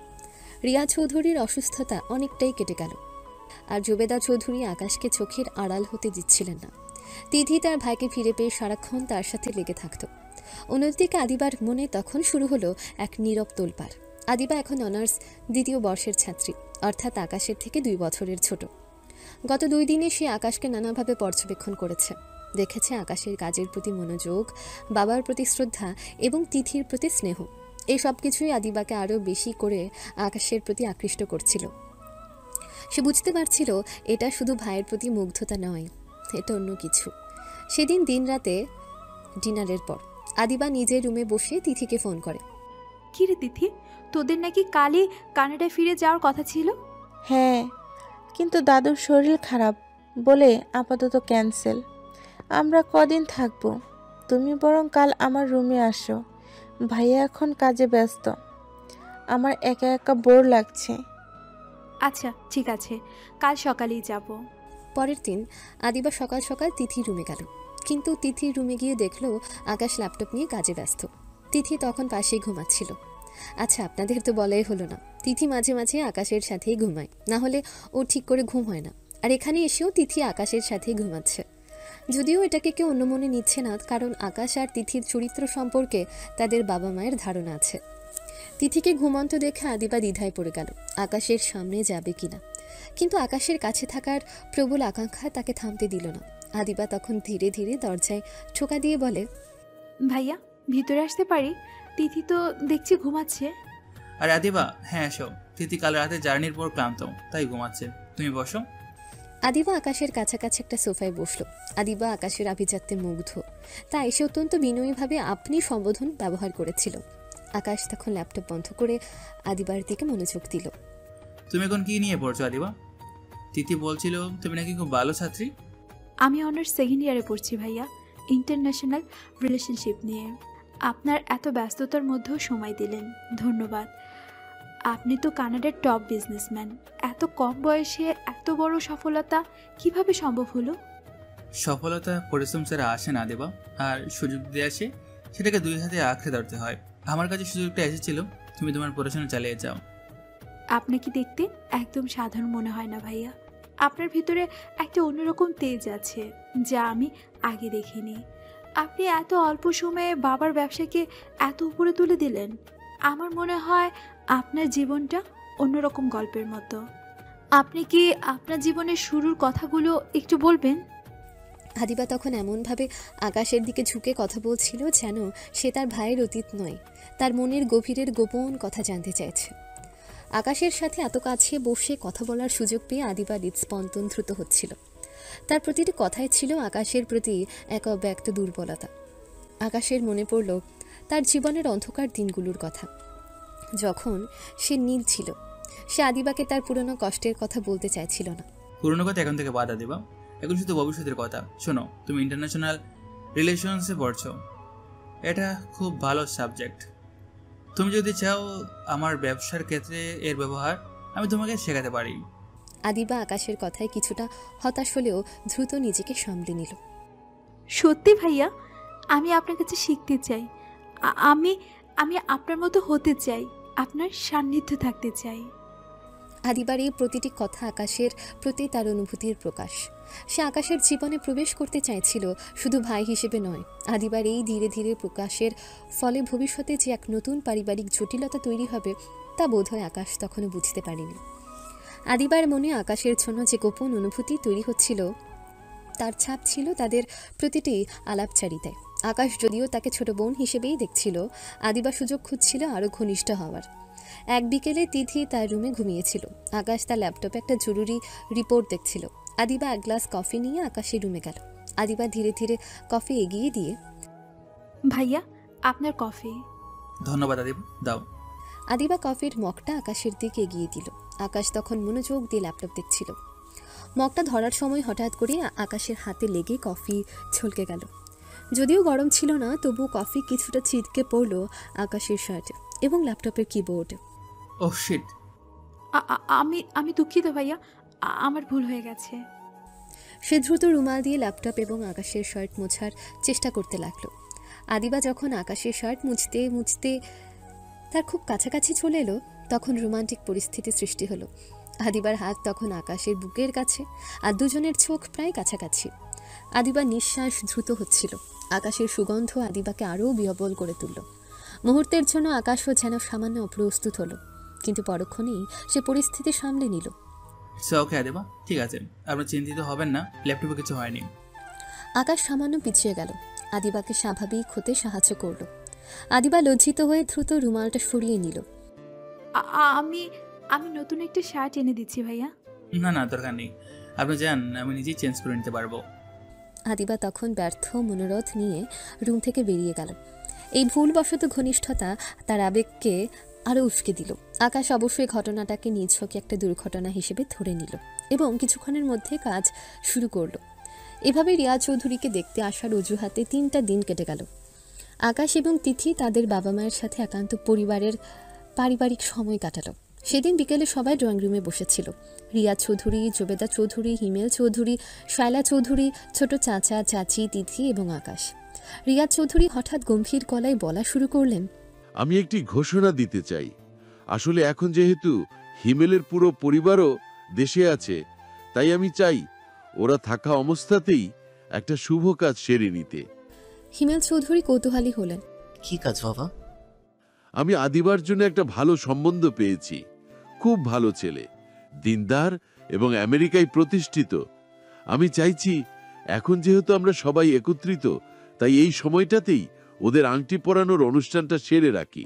আদিবা তখন এক কোণে বসে আকাশের সাথে কথা বলছিল। এই কথা শোনা মাত্রই তার মুখ সাদা হয়ে গেল।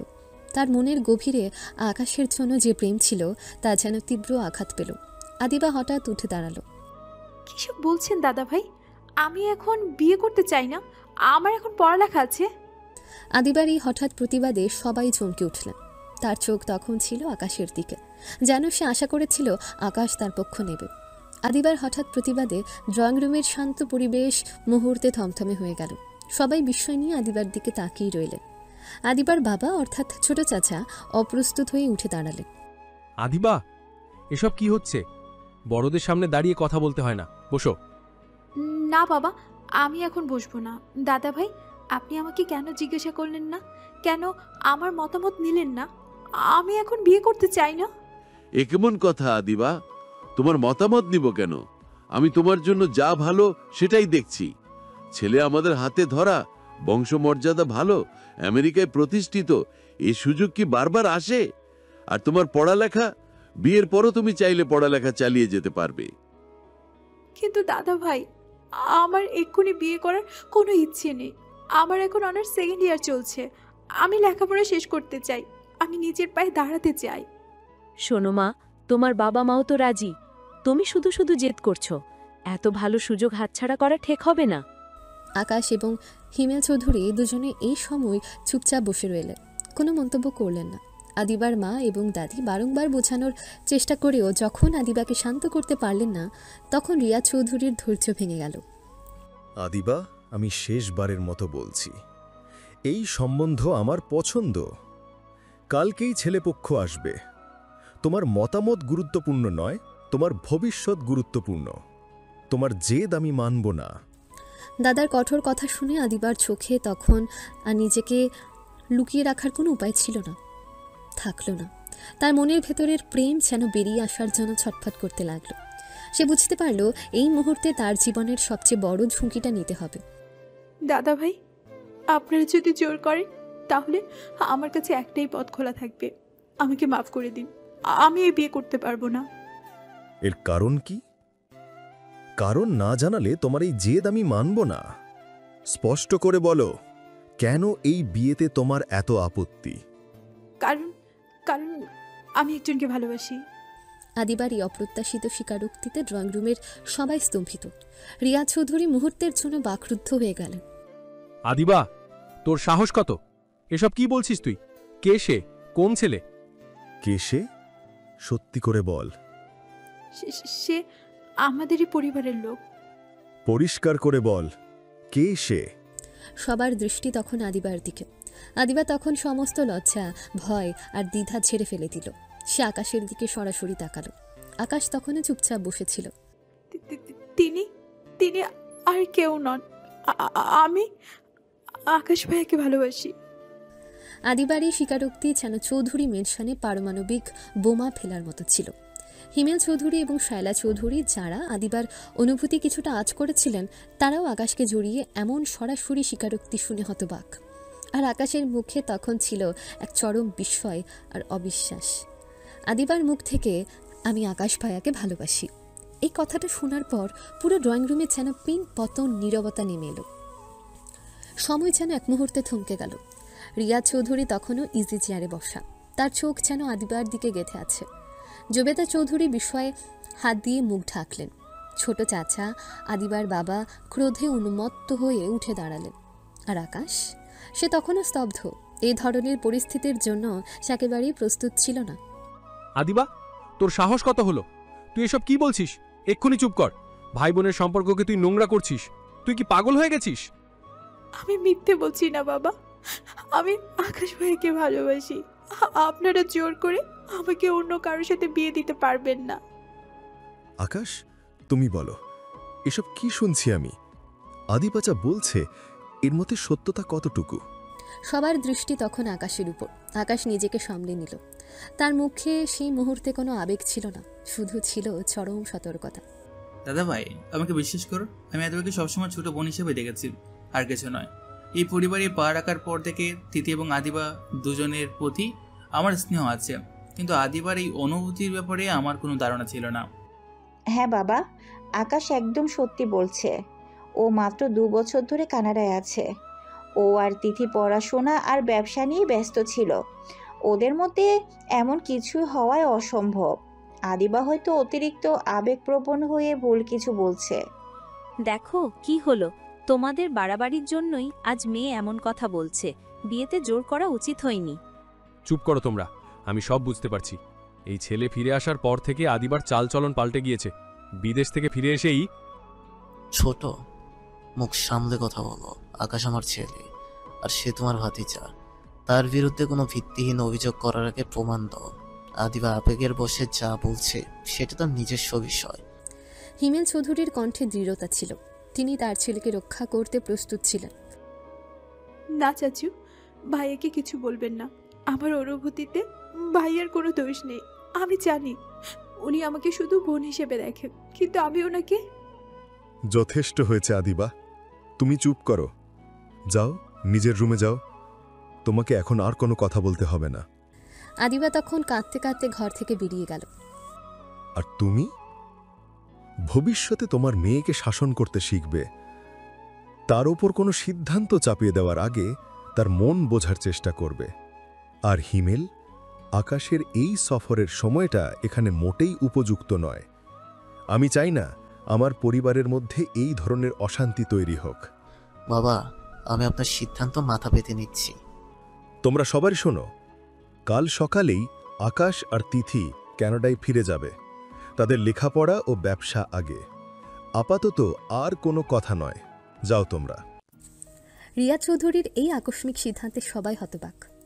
আদিবার ভালোবাসার স্বীকারোক্তি চৌধুরী মেনশনের পরিবেশ বদলে দিল, যার ফলস্বরূপ আকাশকে তার সফল জীবন এবং ভালোবাসার পরিবারের কাছ থেকে আবার দূরে চলে যেতে হচ্ছে। আদিবার অপ্রত্যাশিত স্বীকারোক্তি এবং রিয়া চৌধুরীর দ্রুত সিদ্ধান্তের পর সেই রাতটা চৌধুরী মেনশনে যেন কারোর চোখে ঘুম ছিল না। আকাশ এবং তিথির কানাডা ফিরে যাওয়ার প্রস্তুতি শুরু হলো। রাতে আকাশ নিজের রুমে বিছানায় শুয়েছিল। তার চোখে ঘুম নেই। আদিবার শেষ কথাগুলো তার কানে প্রতিধ্বনিত হচ্ছিল। সে তার অতীত জীবনে ভালোবাসার জন্য হাহাকার করেছে, আর এখন যখন ভালোবাসা তার দরজায় কড়া নাড়ছে, তখন সে দ্বিধায় ভুগছে। মেয়েটা কি সত্যি আমাকে ভালোবাসে? দেখতে শুনতে তো খারাপ না, ভালোই। তার চোখ দুটোতে একটা সারল্য আছে, কিন্তু চাও তো ভাই বোনের মধ্যে এরকম সম্পর্ক কি ঠিক হবে? পরিবার মানবে তো? তাছাড়া আমি তো তাকে সেইভাবে দেখিনি। সে আমার ছোট বোনের মতো। আমার মন জুড়ে আছে এখন কেবল আমার কেরিয়ার, আমার বাবা মায়ের প্রতি আমার দায়িত্ব। এসব আবেগের মধ্যে আমি পড়তে চাই না। আকাশ সিদ্ধান্ত নিল আপাতত সে এই বিষয়টা নিয়ে ভাববে না। সে বাবার সিদ্ধান্ত মেনে কানাডায় ফিরে যাবে। দূরত্বই হয়তো আদিবাকে স্বাভাবিক করে তুলবে। তো এ ফাঁকে ছিল না আমরা একটু আহমেদ বাড়ি থেকে ঘুরে আসি, যেই বাড়ি থেকে আকাশ বিতাড়িত হয়েছিল। আকাশ চলে যাওয়ার পর আহমেদ সাহেবের পরিবারে তখন অনুশোচনার আগুন জ্বলছে। আবির প্রায় চুপচাপ থাকে, আর আহমেদ সাহেব এখন প্রায় অসুস্থ। সেদিন আহমেদ সাহেব যখন অফিস থেকে ফিরে এলেন, তখন তারা বেগম ড্রয়িং রুমে বসে নীরবে কাঁদছিলেন। কি যে কষ্ট হচ্ছে আমার। নীল তো আমার নিজের ছেলে ছিল না, তারপরেও কেন ওর জন্য এত খারাপ লাগছে? মনে হচ্ছে আমার বুক খালি হয়ে গিয়েছে। তারা বেগমের এই কথা শুনে পাশের রুম থেকে বের হয়ে এলেন নীলের ভাবি রাইসা। রাইসা বেগম নীলকে বরাবরই স্নেহ করতেন, আর নীলের চলে যাওয়ায় তিনিও সমান কষ্ট পেয়েছেন। নিজের ছেলে ছিল না মানে কি মা? এসব কি বলছেন আপনি? তারা বেগম তখন রাইসার দিকে তাকালেন। এত বছর ধরে তিনি এই কথাটা নিজের ভেতরে লুকিয়ে রেখেছিলেন। আজ অনুশোচনা আর কষ্টের ভারে তিনি আর সেই গোপন কথা চেপে রাখতে পারলেন না। হ্যাঁ রে রাইসা, নীল নীল আমাদের নিজের ছেলে ছিল না। তুই জানিস না আমি আর তোর শ্বশুর মিলে ওকে। কি মা বলুন? আমরা নীলকে রাস্তার পাশে খুঁজে পেয়েছিলাম। একদম ছোট ছিল, কোলে নেওয়ার মতো। তোর শ্বশুর ওকে দেখি মায়া করে তুলে এনেছিলেন। আমরা ভেবেছিলাম কেউ জানলে খারাপ বলবে, তাই কাউকে কিছু বলিনি, নীলকেও বলিনি। সে জানতো সে আমাদেরই সন্তান। রাইসা তখন বিশ্বাস করতে পারছিলেন না। নীলকে এত ভালোবাসতেন, অথচ সে তাদের নিজের সন্তান ছিল না। তাহলে কেন তার বাবা মা শেষ মুহূর্তে তাকে এমন ঘৃণা করলেন? হায় আল্লাহ, আপনারা ওকে খুঁজে পেয়েছিলেন? তাহলে কেন ওকে চোর বললেন? কেন ওকে অপয়া বললেন? একটা এত ভালো ছেলেকে এভাবে কেন দূর করে দিলেন? এটাই তো আমার কষ্ট। ও নিজের ছেলে না হয়েও নিজের ছেলের চেয়েও বেশি ভালো ছিল, আর আমরা একটা তুচ্ছ ভুলে তার জীবনটা নষ্ট করে দিলাম। তারা বেগম আর রাইসা তখন ডুকরে ডুকরে কাঁদছিলেন। আহমেদ সাহেব এসে তাদের কোনো মতে শান্ত করলেন। নীল যে তাদের আপনজন ছিল না এই সত্য জানার পর রায়সার মনে কষ্ট আরও বেড়ে গেল। তার মনে তখন একটাই প্রশ্ন, নীল এখন কোথায় আছে? আদিবার আবেগপূর্ণ স্বীকারোক্তির পর রিয়া চৌধুরীর কঠোর নির্দেশ ছিল আকাশ এবং তিথিকে দ্রুত কানাডায় ফিরে যেতে হবে। এই অপ্রত্যাশিত পরিস্থিতিতে আর কোনো বিতর্ক না বাড়িয়ে হিমেল চৌধুরী তার ছেলের জন্য পরের দিনের ফ্ল্যাটের ব্যবস্থা করলেন। পরের দিন সকাল 7টার দিকে আকাশ তার বডিগার্ডদের নিয়ে তিথিকে সাথে করে এয়ারপোর্টের উদ্দেশ্যে রওনা হলো। আকাশ জানতো এই মুহূর্তে দূরত্ব তৈরি করাই শ্রেয়, কিন্তু ঢাকা শহরের জ্যামের কারণে এয়ারপোর্টে পৌঁছতে তাদের প্রায় 2 ঘন্টা লেগে গেল। কোনো মতে প্রয়োজনীয় কাজগুলো শেষ করে আকাশ যখন তিথিকে নিয়ে প্রাইভেট জেটে ওঠার জন্য প্রস্তুত হচ্ছিল, ঠিক তখনই তার মোবাইল ফোনটা বেজে উঠল। স্ক্রিনে বাবার নম্বর। হ্যালো বাবা।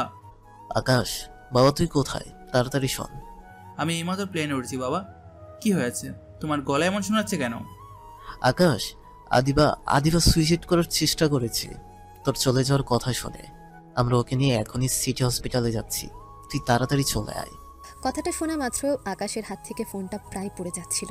তার পা দুটো যেন পাথরের মতো ভারী হয়ে এলো। কি বলছো বাবা? আদিবা সুইসাইড? আমি আসছি। আকাশ আর এক মুহূর্ত দেরি করলো না, সে দ্রুত তিথিকে সাথে নিয়ে এয়ারপোর্ট থেকে বেরিয়ে আসলো। তার চোখে তখন চরম অবিশ্বাস আর অপরাধবোধের ছাপ। তিথি কিছু বুঝে ওঠার আগেই আকাশ তার বডিগার্ডদের দ্রুত হাসপাতালে যেতে নির্দেশ দিল।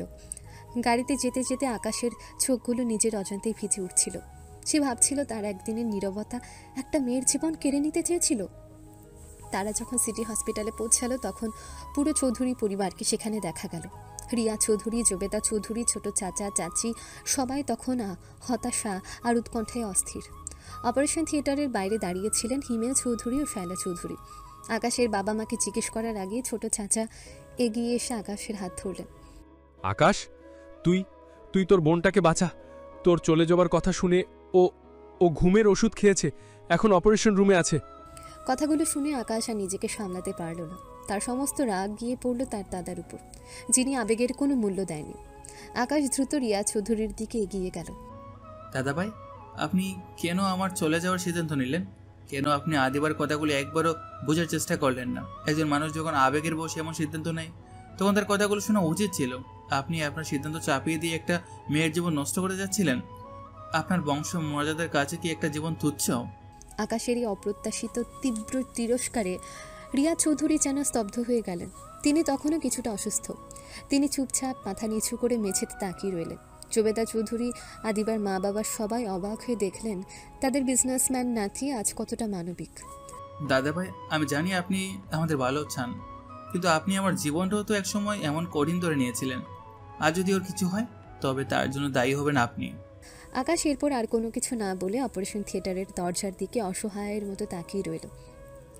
তার মনে তখন শুধু একটাই প্রার্থনা, আদিবা যেন সুস্থ হয়ে ফেরে। পুরো চৌধুরী পরিবার তখন সিটি হসপিটালের করিডোরে উৎকণ্ঠায় অপেক্ষা করছিল।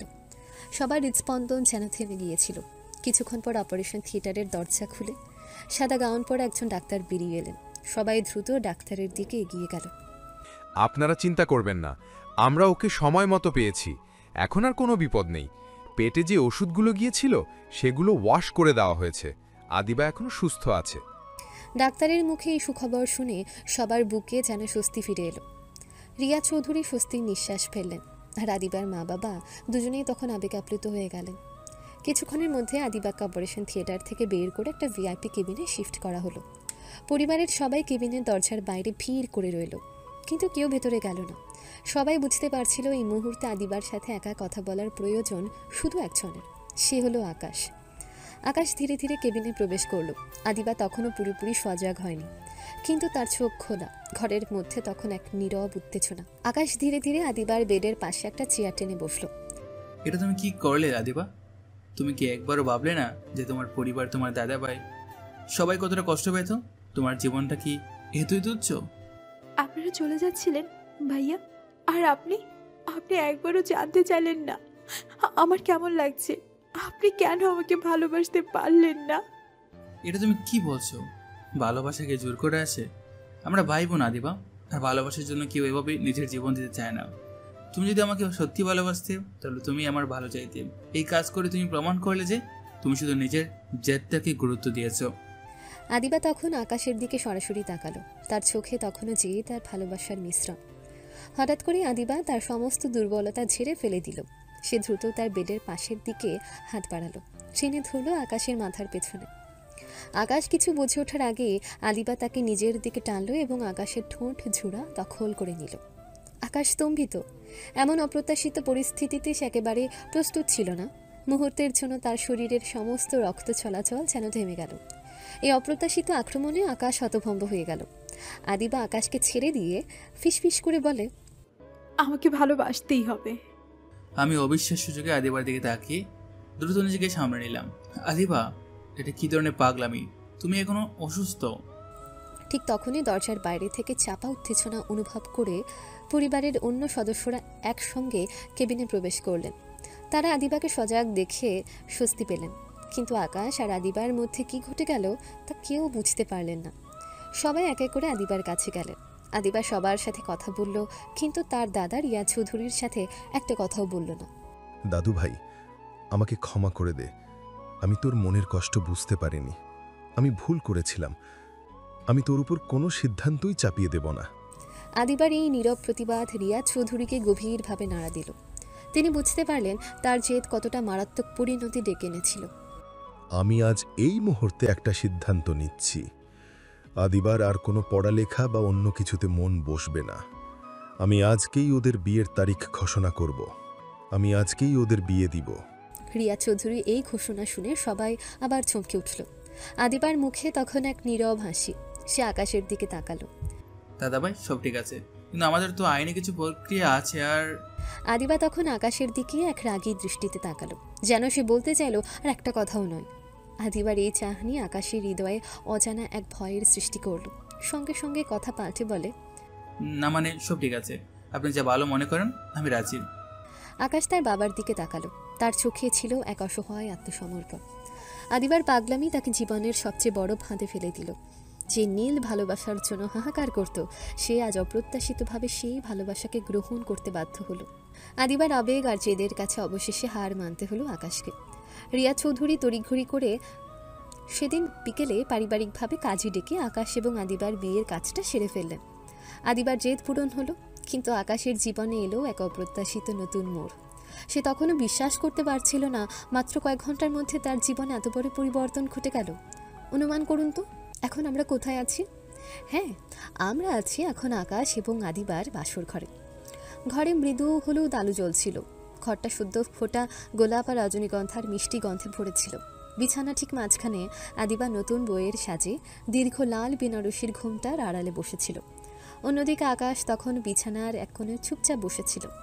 তার মুখে ছিল দ্বিধা, হতাশা এবং এক অজানা ভয়। সে যেন এই মুহূর্তের জন্য একদম প্রস্তুত ছিল না। কিছুক্ষণ নীরবতা বিরাজ করার পর আকাশ নিজেকে সামলে নিল। আদিবা, তুমি ঠিক আছো? আদিবা ঘুমটার আড়াল থেকে মুখ তুলে তাকালো। তার চোখে তখন কোনো জেদ নেই, আছে কেবল এক গভীর তৃপ্তি আর ভালোবাসা। সে ধীরে ধীরে মাথা নাড়ল। আমি জানি তুমি আমাকে কেন ভালোবাসো। আমি তোমার সেই স্বপ্নের নায়ক নই আদিবা। আমি তোমাকে বলতে চাই, তুমি হয়তো ভুল করে আমাকে ভালোবাসছো। আমি তোমাকে শুধু একজন ছোট বোন হিসাবে দেখেছি। আমি তোমাকে আদিবা তখন আমাকে কথা বলার সুযোগ না দিয়ে দ্রুত উঠে এসে আমার হাত ধরলো। চুপ করুন ভাইয়া, আর একটাও কথা নয়। আদিবা আদিবা আকাশের হাতের উপর নিজের হাত রেখে চোখে চোখ রেখে বলে, আমি জানি আপনি আমাকে ভুল মনে করেন, কিন্তু আমি যখন আপনাকে প্রথম দেখেছি তখন থেকেই আমার মন আপনাকে স্বামী হিসেবে মেনে নিয়েছে। আপনি আমার জীবন বাঁচাতে বাধ্য হয়ে আমাকে বিয়ে করেননি। আপনি আমার জীবনটা নতুন করে শুরু করার সুযোগ দিয়েছেন। কিন্তু আদিবা, আমি তোমাকে সেই ভালোবাসা দিতে পারবো না। আমাকে আপনার কোনো প্রতিশ্রুতি দিতে হবে না। আপনি শুধু আমাকে গ্রহণ করুন, আমাকে আপনার জীবনে প্রবেশ করতে দিন। আমি জানি আমি আমার ভালোবাসা দিয়ে আপনার মন জয় করে নেব। আমাকে শুধু একটা সুযোগ দিন। আদিবার চোখে তখন তীব্র আবেদন। সে আবেদন আকাশের সমস্ত দ্বিধা ভেঙে দিচ্ছিল। সে যে ছেলেটা এত বছর ধরে ভালোবাসার জন্য হাহাকার করেছে, সে আজ ভালোবাসার উষ্ণতা অনুভব করছিল। তার মনে হলো আদিবারই পাগলামি হয়তো ঈশ্বর প্রেরিত এক ভালোবাসা। আকাশ আর নিজেকে ধরে রাখতে পারল না। তার সমস্ত অভিমান, সমস্ত অতীত যেন এই মুহূর্তে আদিবার ভালোবাসার সামনে তুচ্ছ মনে হলো। আকাশ ধীরে ধীরে আদিবার মুখের ঘোমটাটা সরিয়ে দিল। আদিবার লাজুক মুখটা তখন চাঁদের মতো ঝলমল করছিল। আদিবা, আমাকে শুধু একটা সুযোগ দিন। আমি আপনাকে কথা দিচ্ছি, আপনি কোনো দিন আফসোস করবেন না। আকাশ আর দেরি করল না, সে তার স্ত্রীকে নিজের বাহু ডোরে টেনে নিল। সেই মুহূর্তে তাদের মধ্যকার সব সম্পর্ক, সব দ্বিধা যেন ভেঙে গেল। আজকের রাতটা ছিল শুধু ভালোবাসা আর নতুন সম্পর্কের অঙ্গীকারের। এরপর শুরু হলো তাদের কড়া রোমান্সের অধ্যায়। আকাশ তার সমস্ত চাপা আবেগ ঢেলে দিল আদিবার উপর। বাইরের দুনিয়া তখনও জানত না চৌধুরী মেনশনের ভেতরে কী নাটক চলছে।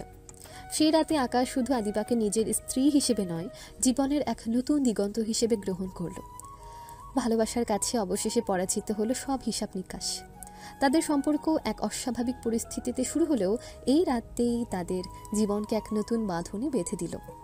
আদিবার আবেগ আর জেদের কাছে হার মেনে আকাশ তার জীবনের এক নতুন অধ্যায় শুরু করল। আদিবার ভালোবাসা তাকে সমস্ত পুরনো তিক্ততা ভুলিয়ে নতুন করে বাঁচতে শেখালো। হিমেন চৌধুরী এবং রিয়া চৌধুরী দুজনেই এই অপ্রত্যাশিত সম্পর্ক মেনে নিলেন। ছোট চাচার ভুল ভেঙে গেল এবং তিনি অনুশোচনায় দগ্ধ হলেন। কানাডার টপ বিজনেসম্যান আকাশ চৌধুরী শুধু তার সম্পদ নয়, বরং তার পরিবারের সব হারানো শান্তি ও ভালোবাসা ফিরিয়ে এনেছিল। অন্যদিকে আহমেদ পরিবার জানতে পারল নীল তার নিজের সন্তান ছিল না। এক অজানা অপরাধ বোধে তারা দগ্ধ হতে থাকলো। আকাশ তার নতুন জীবনে সবটুকু সুখ নিয়ে প্রবেশ করলো এবং তার ফেলে আসা জীবনের সব দুঃখ দূর হয়ে গেল। আজকের গল্পের মূল ভাব হচ্ছে অপমানিত ও বিতাড়িত হওয়া নীল তার আসল পরিচয় ফিরে পেয়ে কানাডার টপ বিজনেসম্যান আকাশ চৌধুরী হিসেবে আত্মপ্রকাশ করে। 2 বছর পর পারিবারিক সংকটের সময় সেই দেশে ফিরে আসে এবং অপ্রত্যাশিতভাবে ছোট বোনের ভালোবাসার শিকার হয়। 3. আদিবার আবেগের চরম প্রকাশ, অর্থাৎ আত্মহত্যার চেষ্টা এবং পারিবারিক চাপের কারণে আকাশ তাকে স্ত্রী হিসেবে গ্রহণ করতে বাধ্য হয়। অপ্রত্যাশিত পরিস্থিতিতে বিয়ে হলেও আকাশ শেষ পর্যন্ত আদিবার ভালোবাসাকে মেনে নেয় এবং তার ফেলে আসা কষ্টের জীবনের সম্পূর্ণ ইতি টানে। সবশেষে গল্পটা কিন্তু আমাদের কিছু বুঝিয়ে কিছু বিষয় শিক্ষা দেয়। সত্যের জয়, ক্ষমতা এবং সম্পদের আড়ালে থাকা সত্য একদিন প্রকাশিত হবে। মিথ্যে দিয়ে কাউকে বেশি দিন দমিয়ে রাখা যায় না। পরিবারের মূল্য, রক্তের সম্পর্ক না থাকা সত্ত্বেও স্নেহ বা আপনজনের ভালোবাসা গভীর হতে পারে, কিন্তু পারিবারিক সমর্থন ও স্বীকৃতি জীবনে প্রকৃত শান্তি এনে দেয়। কর্মফল ও ক্ষমা, যারা ভুল করে অনুশোচনা তাদের জীবনে ফিরে আসে, যা আমরা আহমেদ পরিবারে দেখতে পেয়েছিলাম। অন্যদিকে ক্ষমা ও ভালোবাসার মাধ্যমে অপ্রত্যাশিতভাবে জীবনের সবচেয়ে বড় সুখ খুঁজে পাওয়া সম্ভব।